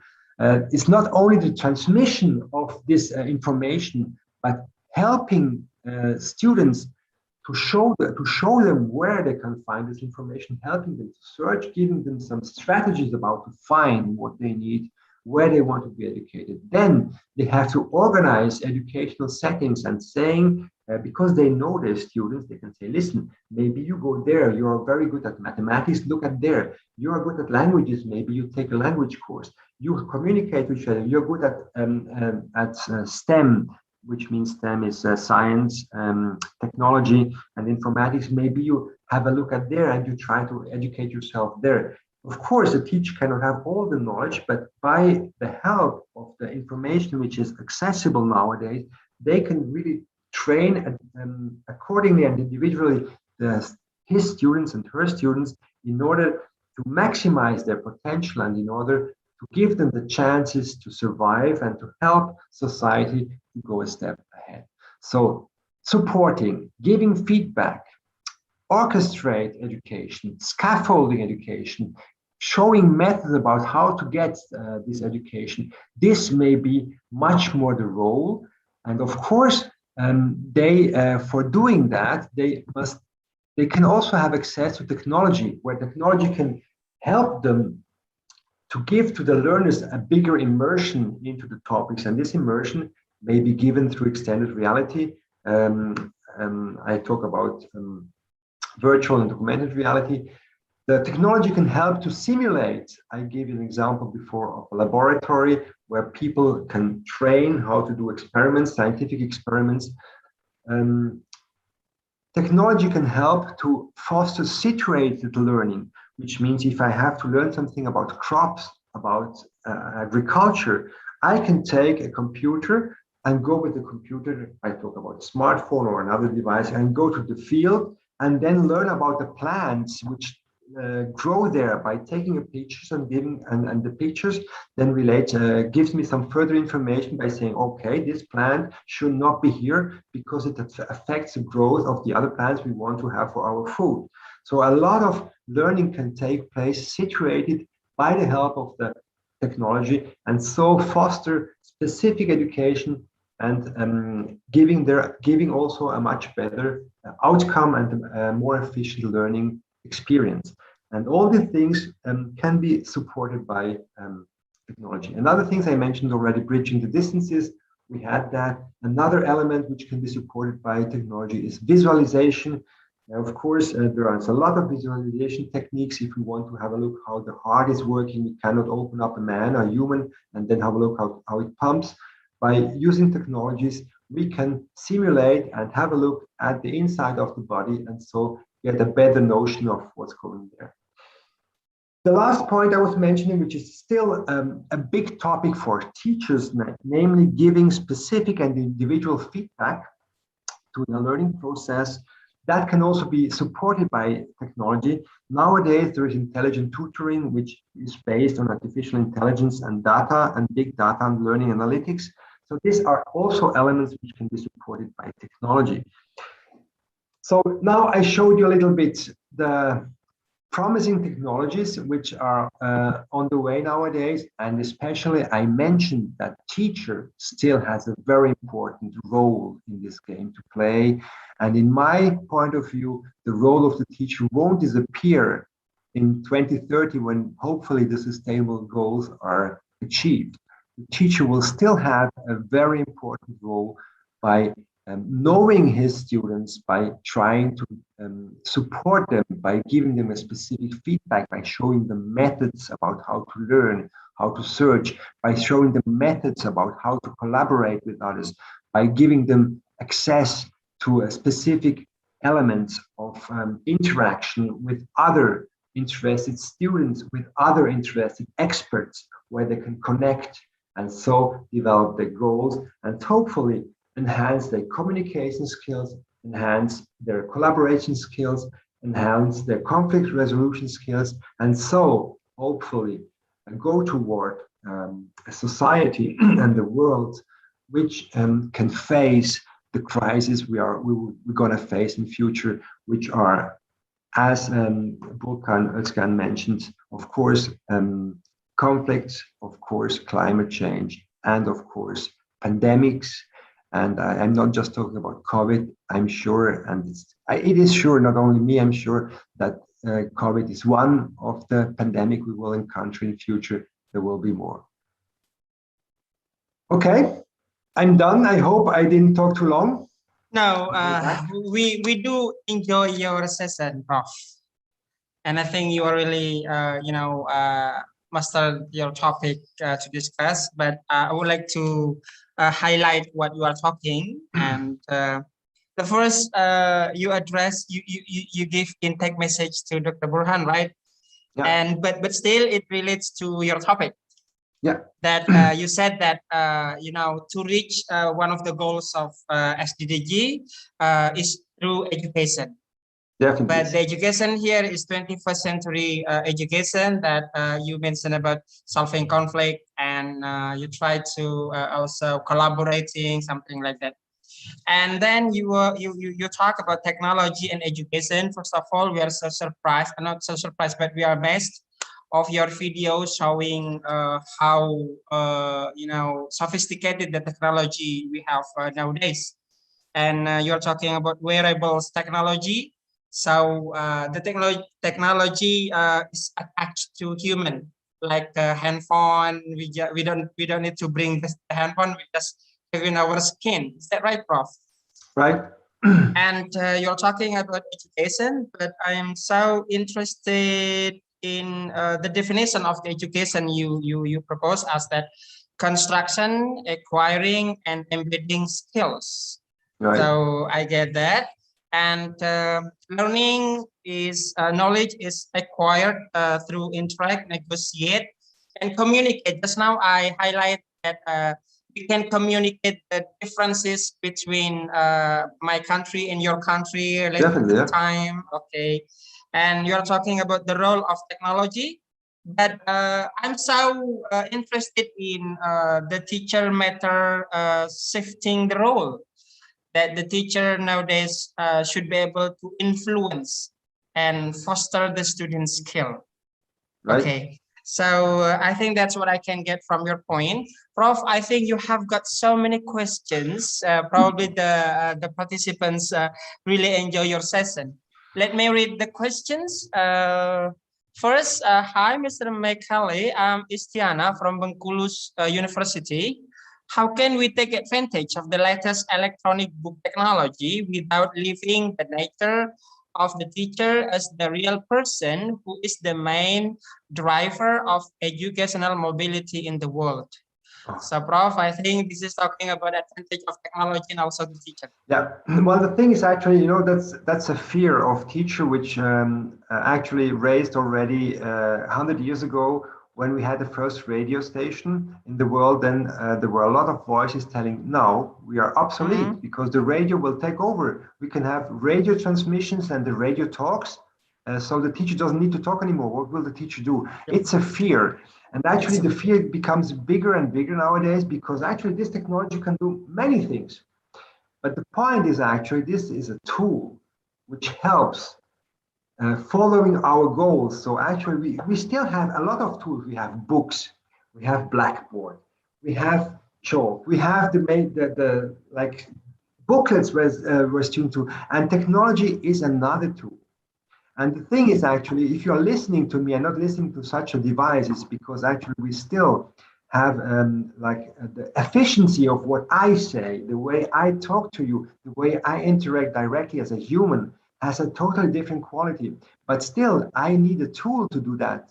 And this tool is a computer with the internet connection. So don't be afraid of that tool that you're going to be replaced, but just use the tool accordingly to support what you want to do. And I give you an example.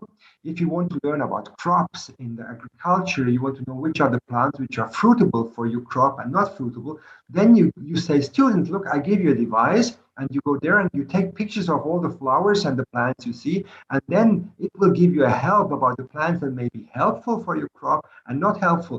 Then you come back, we all come back and we discuss about that. And this discussion is the most important part of the education. But the knowledge, you don't have to spend 2 hours and telling this plant is good, so try to remember this plant is not good, so try to eradicate it from there. So the things is actually the knowledge we gave before by transmitting information is replaced by the moment where I say as a teacher, we come together and discuss about that, and then really question, is this plant really so bad? And why is it bad? And why is it good? May we not really keep a diversity of plants in the crops? Is that not even better than having just one plant? So these are the essential parts. So as a teacher, you have to be able to use the technology in order to help to achieve the goals. And these educational goals are actually not only the content, but the fact, the skills of being able to interact with yourself, with colleagues, to communicate, to collaborate, and to solve problems. So maybe it is an answer to your question. So, but feel free to give to give a reply to it. I get the powerful point from your your answer is that don't be afraid. No, because technology is only a tool, right? Exactly. Okay, good. Thank you very much. Is there a teacher which is afraid of a blackboard? Is there a teacher which is afraid of books? No, because we know how they work, because we are used to it since centuries. And this is another tool, and use it accordingly. It is more powerful. It can help you to achieve your goals in a better way if you know how to use it. So learn about that as well. Okay, so don't be afraid, and please learn yourself, teach yourself how to, use the technology accordingly. Right. Okay, good. Thank you very much. That's the answer of Mr. McCallie to Istiana's questions. And the second from Bunga Aprilia from Universitas Sriwijaya. The question is, how to make teachers today understand how to use technology to provide more interesting learning so that students can learn comfortably in the current pandemic era? Well, that's what I'm doing since 30 years, and I can tell you it's a difficult task.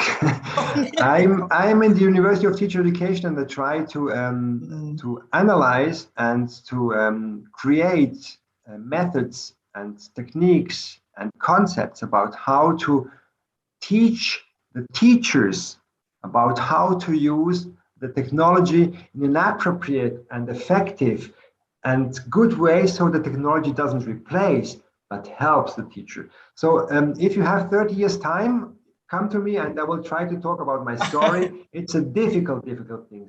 There are a lot of concepts on the way. There are many things. So I think I cannot give you an answer within 5 minutes, but I can, of course, talk to you. So contact me over my email. I think you get my email. I can put it on the chat, so you can Yes. call me. And there is a lot of things to do. Okay. So everyone, you can have Mr. Michaelis. There, I mean, and one thing is actually, I've been to Indonesia. I've been to Bengkulu. I had oh, two talks in really? Bengkulu. I had a talk in Banda Aceh last. I've been to Bengkulu twice for real, and unfortunately now of the net. And I wanted to start some projects with the University of Bengkulu. We didn't get funding, so I think there's a big potential for teacher education in Sumatra, in Indonesia.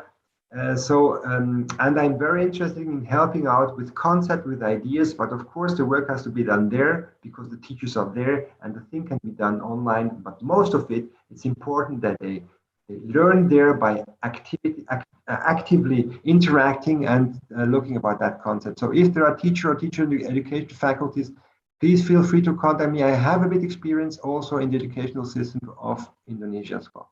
Okay, good.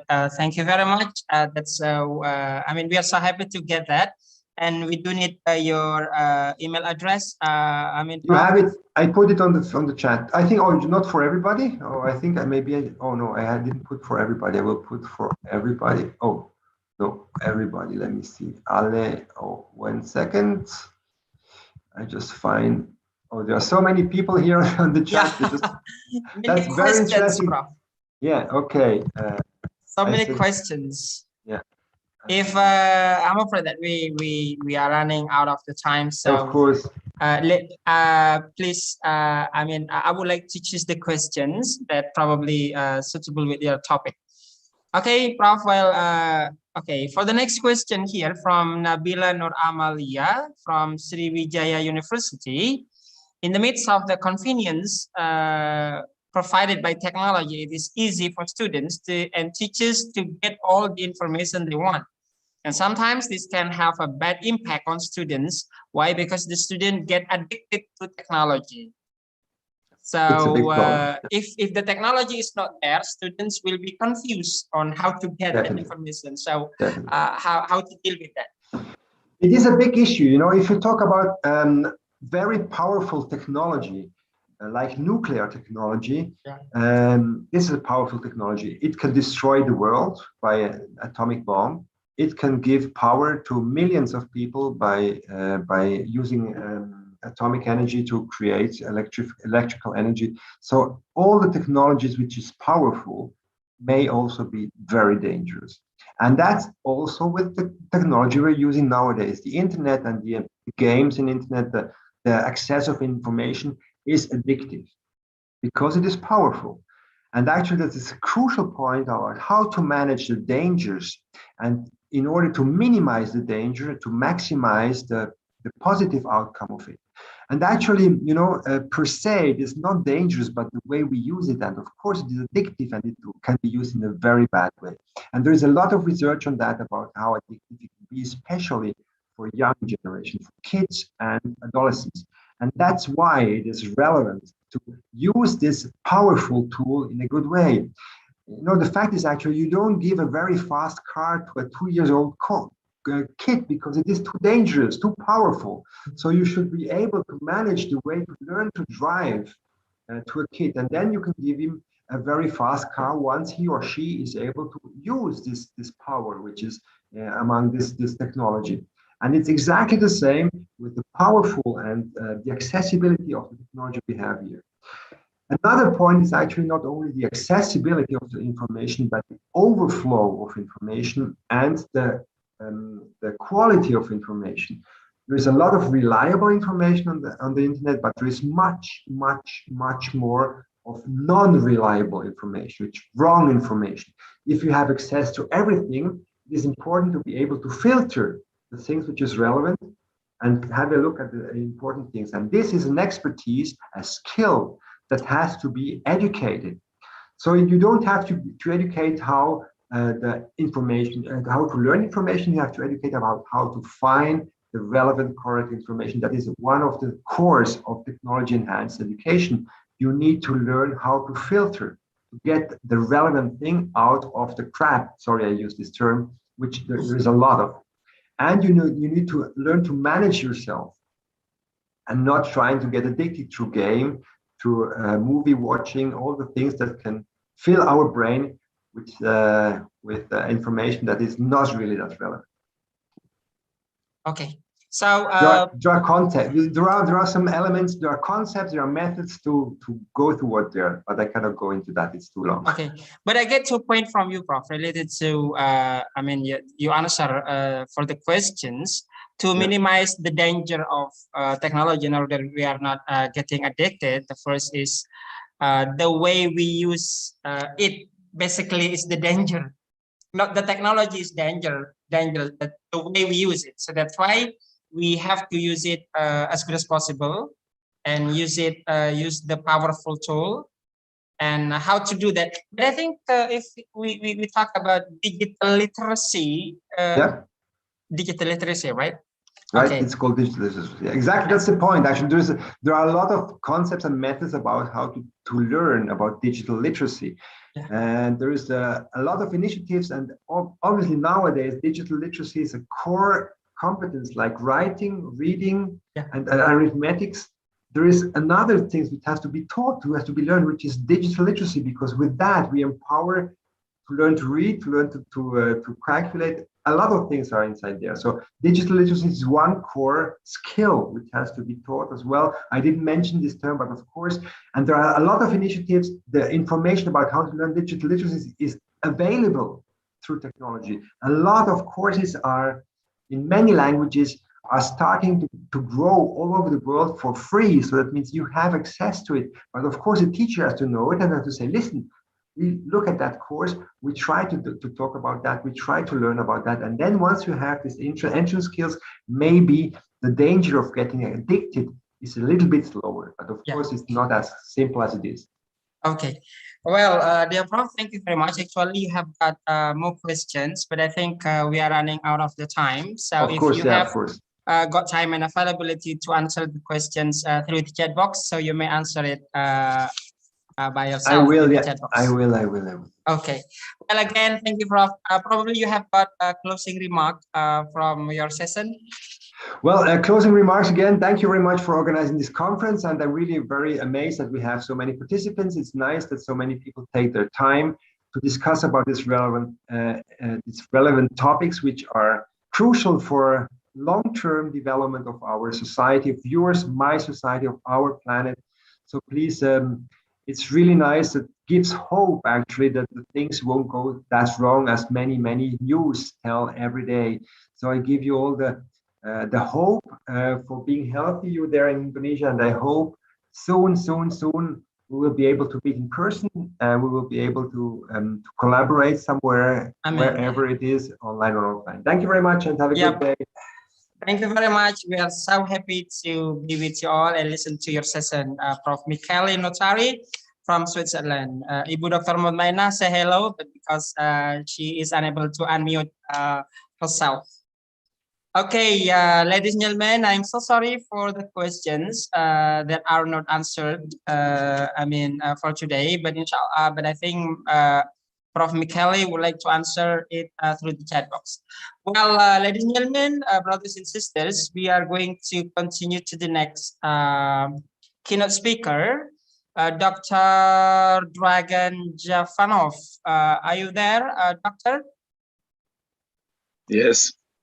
Okay, welcome to our conference, Doctor. So it's still morning there. What time is it there? 9 o'clock. 9 o'clock in the morning. So we are here at 3 o'clock in the afternoon. Okay. Well, ladies and gentlemen, before giving the time to Dr. Dragan Jafanov to deliver his topic, so let me read some information about Dr. Dragan Jafanov.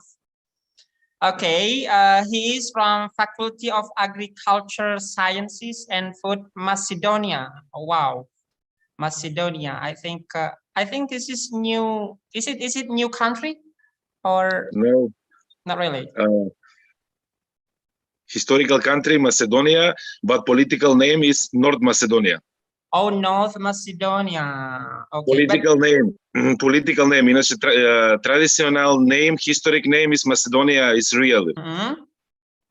Okay, so but still, this is in Europe, right? Okay, European. Yes, Europe. Okay, Europe. Okay. Dr. Dragan Javanov from Faculty of Agricultural Sciences and Food, academician and also educator, humanist, researcher, scientist, and phytotherapist. Wow, I think it's something new for me. Phytotherapist. What is that, doctor? Help people for herbal plant. Oh, aeroplane? Herbal plant. Herbal. Herbal. Herbal plant. Tea. Oh, tea. Tinctures, Okay. tonic. Oh, tonic. Okay, so tonic is like herb, something like herb, no? Yes. Okay, something like that. Well, without further ado, ladies and gentlemen, we would like to give the time to Dr. Dragan Javanov to deliver his presentation. I give you time, doctor. Thank you. Thank you very much. Hello, everyone. Greetings, everyone. Thank you, Mutmanach, for inviting me. Thank you to organizer COROLLA. Thank you, moderator. My topic today, climate change, agroecology, and phytomedicine. Phytoecology is the further divided into the agriculture ecology, forest ecology, and others. In this sense, agroecology covers the ecology of certain species of plant and animals, but also included studies in the field of agrobusiness and agroecosystem studies. The scientific discipline that deals with the study of external environment in agriculture is called ecology. In other words, agroecology is the ecology of the area for agriculture production. Agroecology, as a separate scientific discipline, was first introduced in the year 1920, although environmental studies, along with studies from other scientific disciplines in agriculture, have been conducted for a long time. The foundations of agroecology were laid by Achi. According to Achi, agroecology is a scientific discipline that deals with the study of the physical characteristics of the external environment, habitat, climate, soil, etc., in terms of their impact of development of cultivate plants, and in terms of yield of those cultivate plants from the point of view of height and quality of yield. Men in agriculture actively act on the factor of the external environment and thus change the initial state of those factors. By changing external factors, man tries to adapt them to needs to cultivate plants. Hence, in short, agroecology deals with the study of environmental factors, climate, soil, relief, etc., as well as the study of the methods that can act of those factors to adapt to needs to cultivate plants. Most food production is based on high input intensive agriculture system with high environmental cost, and as a result, soil, forest, water, air quality, and biodiversity continue to degrade. We need to promote a transformative change in the way we produce and consume food. We need to introduce sustainable food system that order health and nutritious food while also preserving the environment. Agroecology can offer several contributions to this process. Combining traditional and scientific knowledge, agroecology applies ecological and social approaches to agriculture system, focusing on the rich interaction between plants, animals, humans, and the environment. Transforming food system to be sustainable means making change there one's economic, social, and cultural, nutrition, and climate considers. Agroecological measures. What is it? Agroecological measures are policies to increase agricultural activity that is beneficial to the environment and rural areas.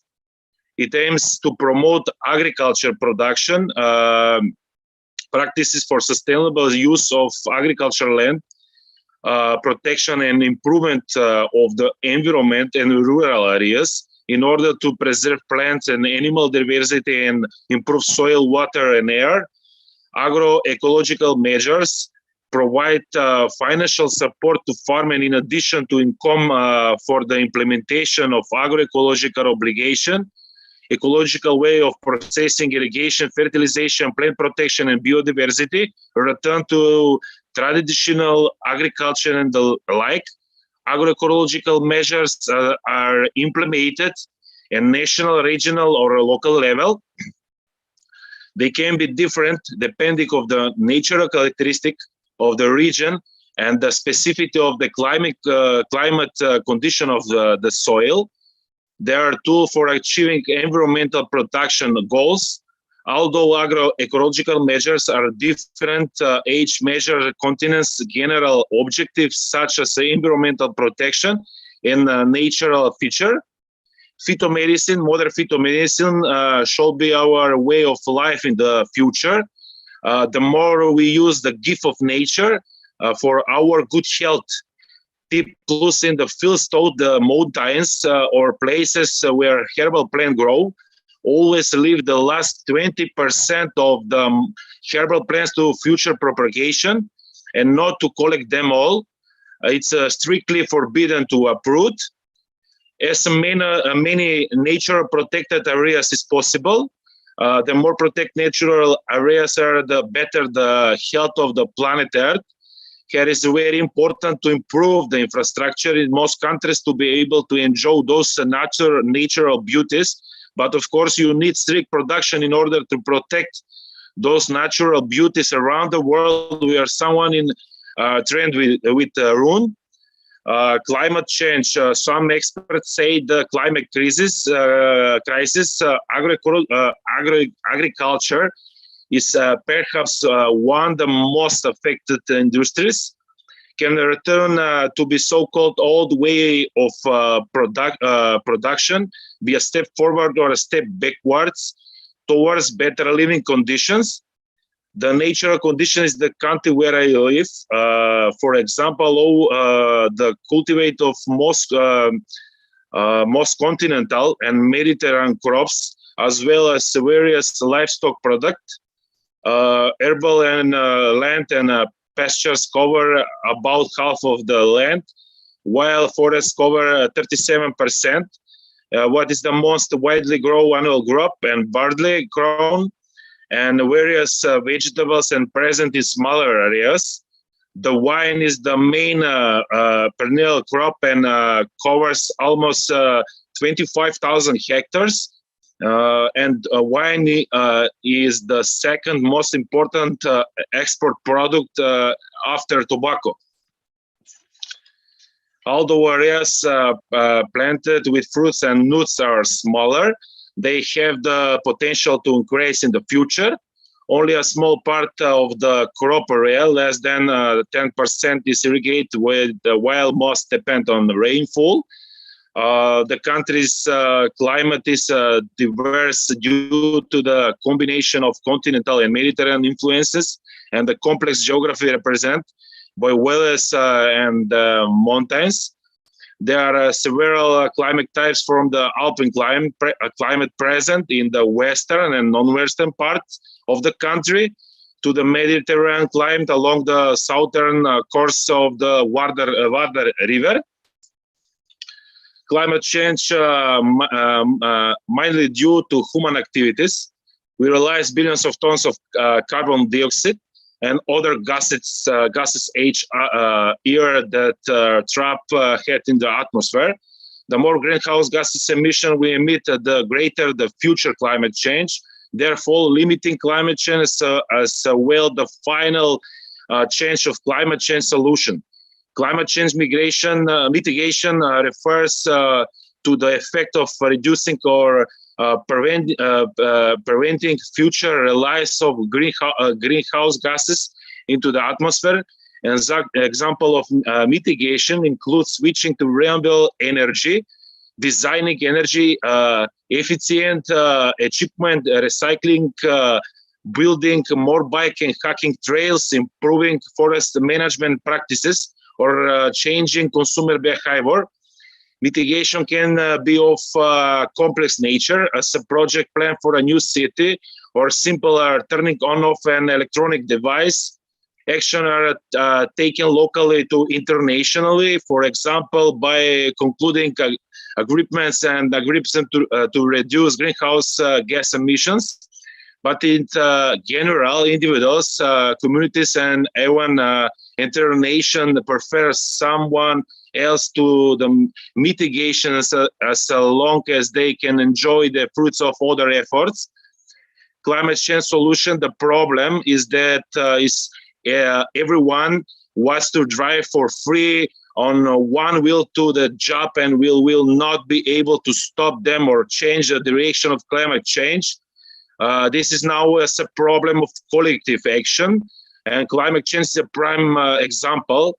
Climate change is affecting the whole planet, and as we have seen, many of the most affected have contributed the less to climate change. So let's us all work together and solve problems. Of course, of global warming in the opposite direction will require a sustainable reduction in greenhouse gas emissions. We call the mitigation of climate change. In addition, because climate change is inevitable, the population and ecosystem on which we depend must be prepared and act in order to deal with them. This is called adaptation. Let's just look at some example of what mitigation and adjustment measures can be taken. You probably hear a lot of sustainability, especially when it comes to environmental uses. What exactly does that mean? Sustainability, for example, refers to way we humans use the natural environment. When we do it in a sustainable way, then it means that we meet our needs without harming the environment, so that future generation can live well generations. Types of adaptation. There are four main types of adaptation. Forecast adaptation. Changes are made before the force of climate change prevention. An example of feasible adjustment can be when a farmer decides to grow cereals. Reactive adaptation. Action are taken after something has already happened. When farmers acquire new irrigation technologies, because due to drought, they can no longer grow their crops. Spontaneous adaptation across only is a response to changes in environmental and natural system, or the market, or due to well-being human system, when the farmer changed the period when planting crops, because in a sense that the seasons have changed. Planet adaptation, based on the knowledge that the change have already occurred or will occur.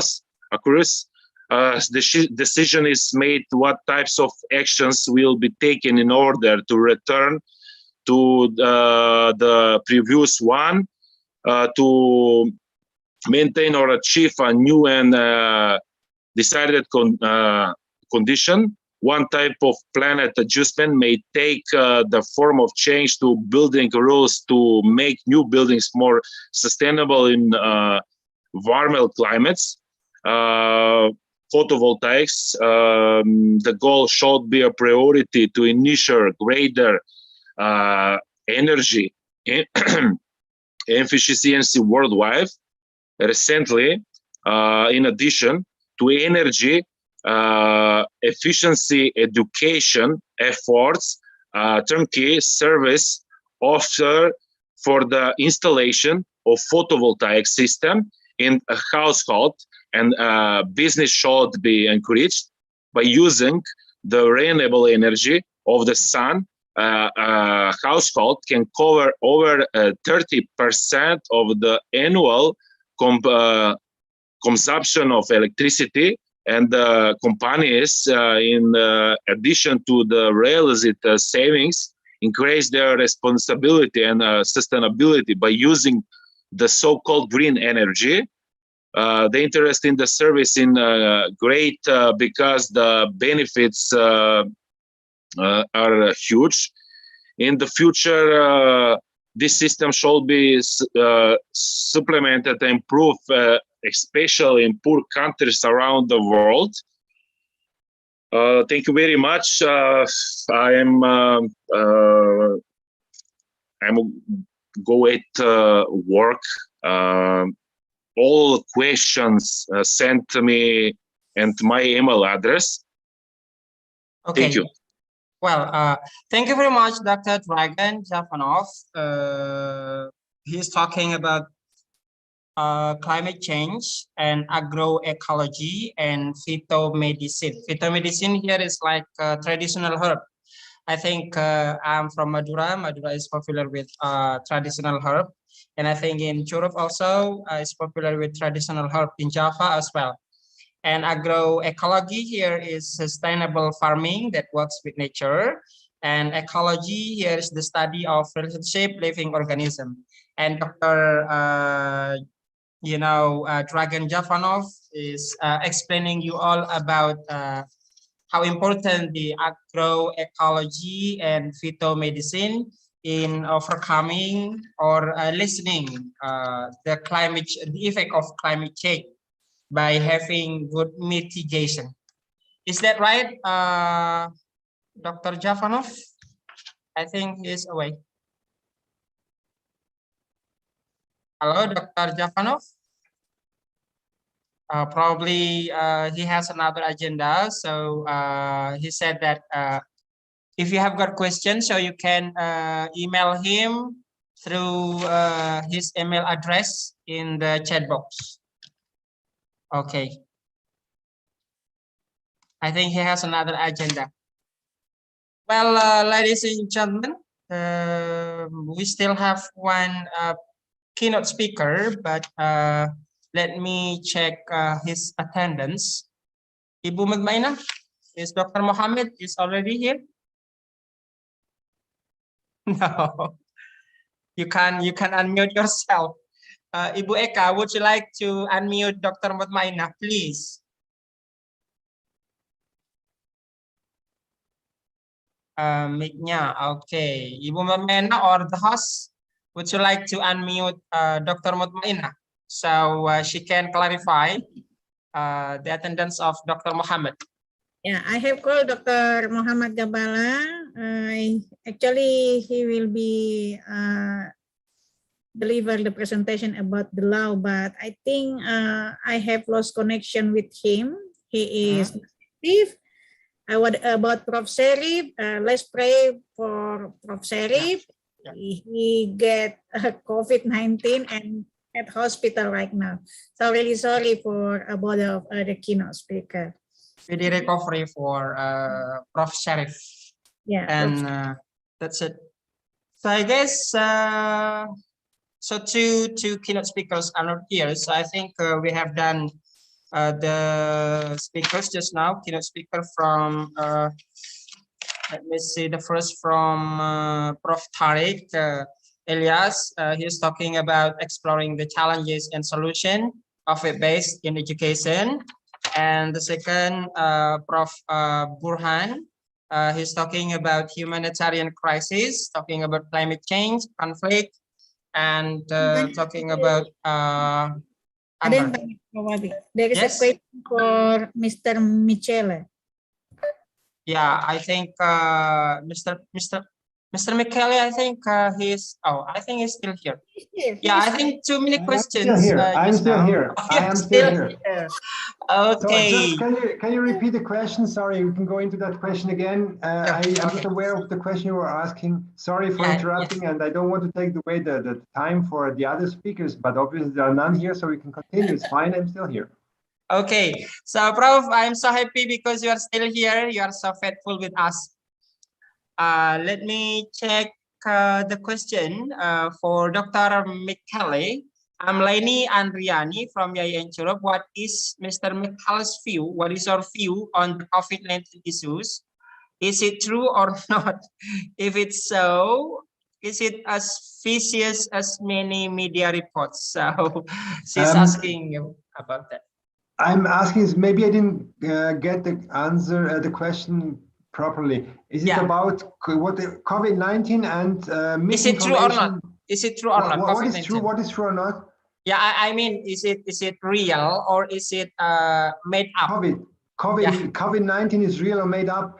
Well, that's well. Actually, you know, I have a science background. I studied biology first before I came into technology enhanced learning. Viruses are something which is quite real, and not only in virtual reality. Viruses exist, and there are a lot of viruses, and I think there is no life without viruses. Actually, in our DNA, in our genetic material, we contain 4 to 10% of virus DNA. So it's not something which is something like a myth. So I strongly believe, and there is a big scientific evidence that viruses exist. Okay. So that's why, for me, COVID is one of many, many other existing viruses. There are some viruses which affect us. There are viruses which affect crops, plants. There are viruses which affect other bacteria. So this is evident, but of course, there are a lot of myths related to COVID-19, like there are other myths related to other viruses. So from my point of view, it is COVID is not made up. That's of course, and there is some. I have some scientific evidence behind of it, but scientific evidence has nothing to do with the belief. You know, like there is no proof for many things we believe, but there are sort of evidences that scientific methods show that elements exist like viruses. So I cannot tell you it's true or not, because it's even my opinion and belief, but I can tell you that science shows viruses exist, and viruses can affect bacteria, plants, and human, like flu. So like this is something which is a common good, and based on scientific evidence it exists. So from my point of view, COVID is a fact and not a myth, but it's my point. Okay, so Laini Andriani, so COVID is a fact. But how do you respond to the media who, which reports? Is it exaggerating or? Well, of course, there's a lot of fake news, and this is actually, we were talking about information literacy before. It is very difficult, especially if you have not really background knowledge about really what I say science tell us about the virus. That it's easy to, and it's easy for everybody to post on a social media that the virus doesn't exist. Then you address the whole humanity. You address I don't know how many billions of people, and then you find not one but 1 billion who says yes, you're right. And this media goes on and on and on.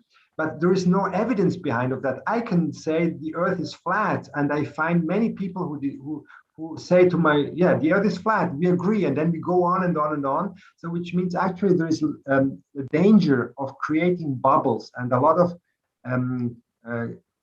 of companies, they support this bubble creation. Means like if I use Facebook, and I think it's familiar in Indonesia as well.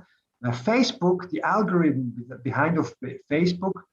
Gives priority to messages which support my opinion, which means if I say the Earth is flat, then I just see messages on my screen which supports that the Earth is flat, and which gives me the idea that there is no other opinion about the Earth. So that's my literacy. It is important for me to know that I may search also not only on Facebook, but maybe on other media, and then I find, oh, there are other people who think the Earth is not flat, and there are scientists, and there is proof. So my opinion broadens up a bit, and this is called media literacy.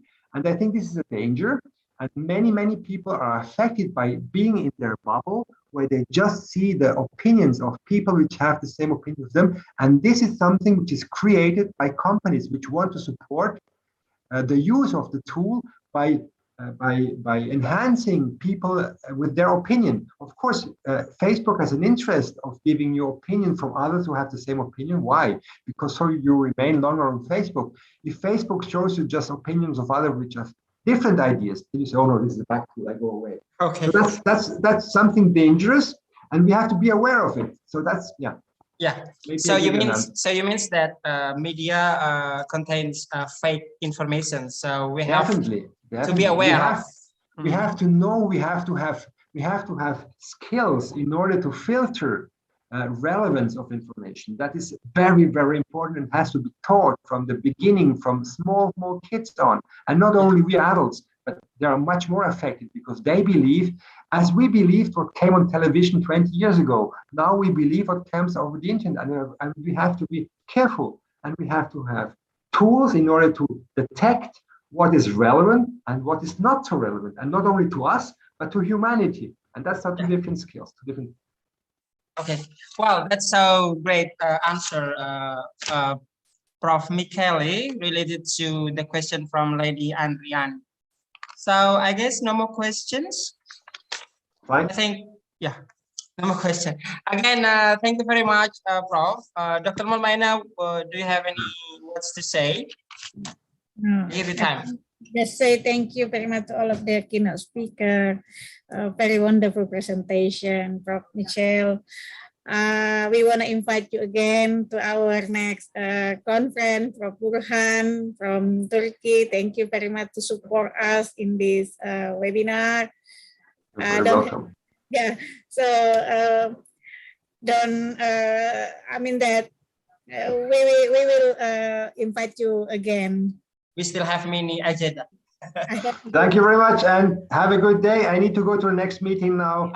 Okay. Thank you very much for being there. Bye. Prof. Michele, thank you. Thank Prof. you very Burhan much. also Bye-bye. said thank you very much. Well, ladies and Bye-bye. gentlemen, don't forget to fill in the form for your attendance list for getting the certificates. And happy brothers and sisters, ladies and gentlemen. I think this is the end of our session because another keynote speaker is not able to attend to our conference today. Well, on behalf of moderator, I myself would like to ask apology for the inconvenience. I'm so happy to be among you all in leading this discussion. Again, thank you very much. I would like to give it back to the committee of this conference. Ibu Eka or siapa the committee? Ibu Eka, are you here? Oh, itu dia. Okay. Hello. Thank you, Sir Wapi. And I cannot say everything, but I'm so happy today because all the keynote speaker will give us some information about the international conference for today. Thank you so much for the moderator. Thank you so much for the all keynote speaker. Thank you so much for the Vice Regents of Rejang Lebong. Thank you so much for the rector of Fat Petula University, and also thank you so much for our president of COROLLA Education Center Foundation. Thank you so much for the all participants for today. And I know you are in the Zoom meeting for the long time today. Thank you so much for your participation.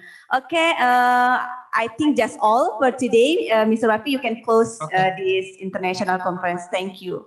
Okay, well, thank you very much, Ibu Eka, as the wife of President of COROLLA Education Center.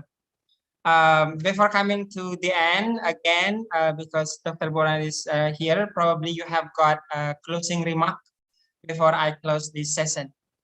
Dr. Burhan? Yeah, actually, it was very nice conference. And also, thank you very much, Professor Abdul Wahi. How do you say? Wafi. Wafi, yeah, Wafi. You did very well. You are great. Thank you. Moderator. Thank you. Thank you very much for everything. Also, I'd like to thank the Professor Mutmain. Sorry, how to pronunciation Mutmain? Mutmainah, bro. Mutmainah. Mutmainah, yeah. Thank you for your hard work and for your leadership organizing this conference.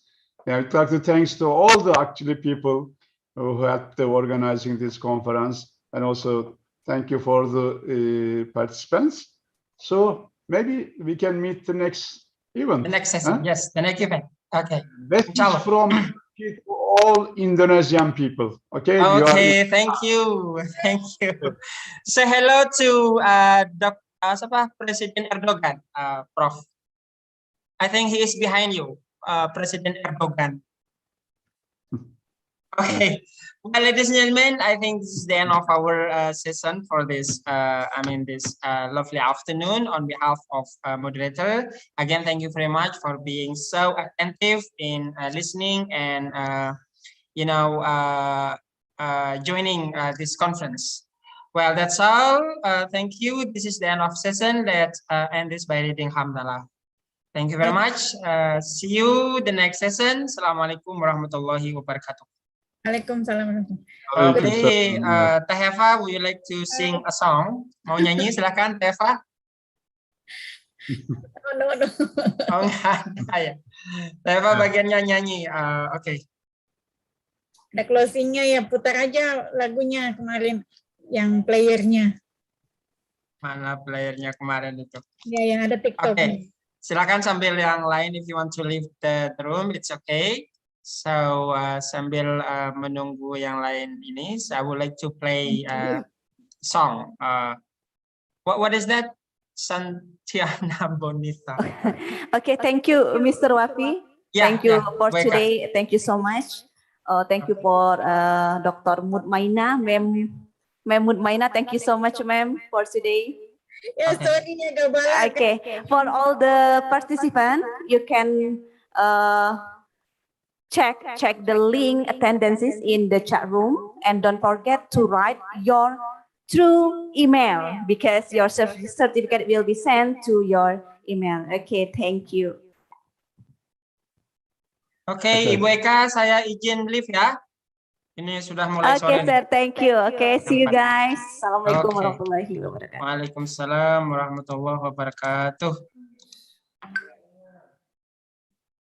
Recording stopped.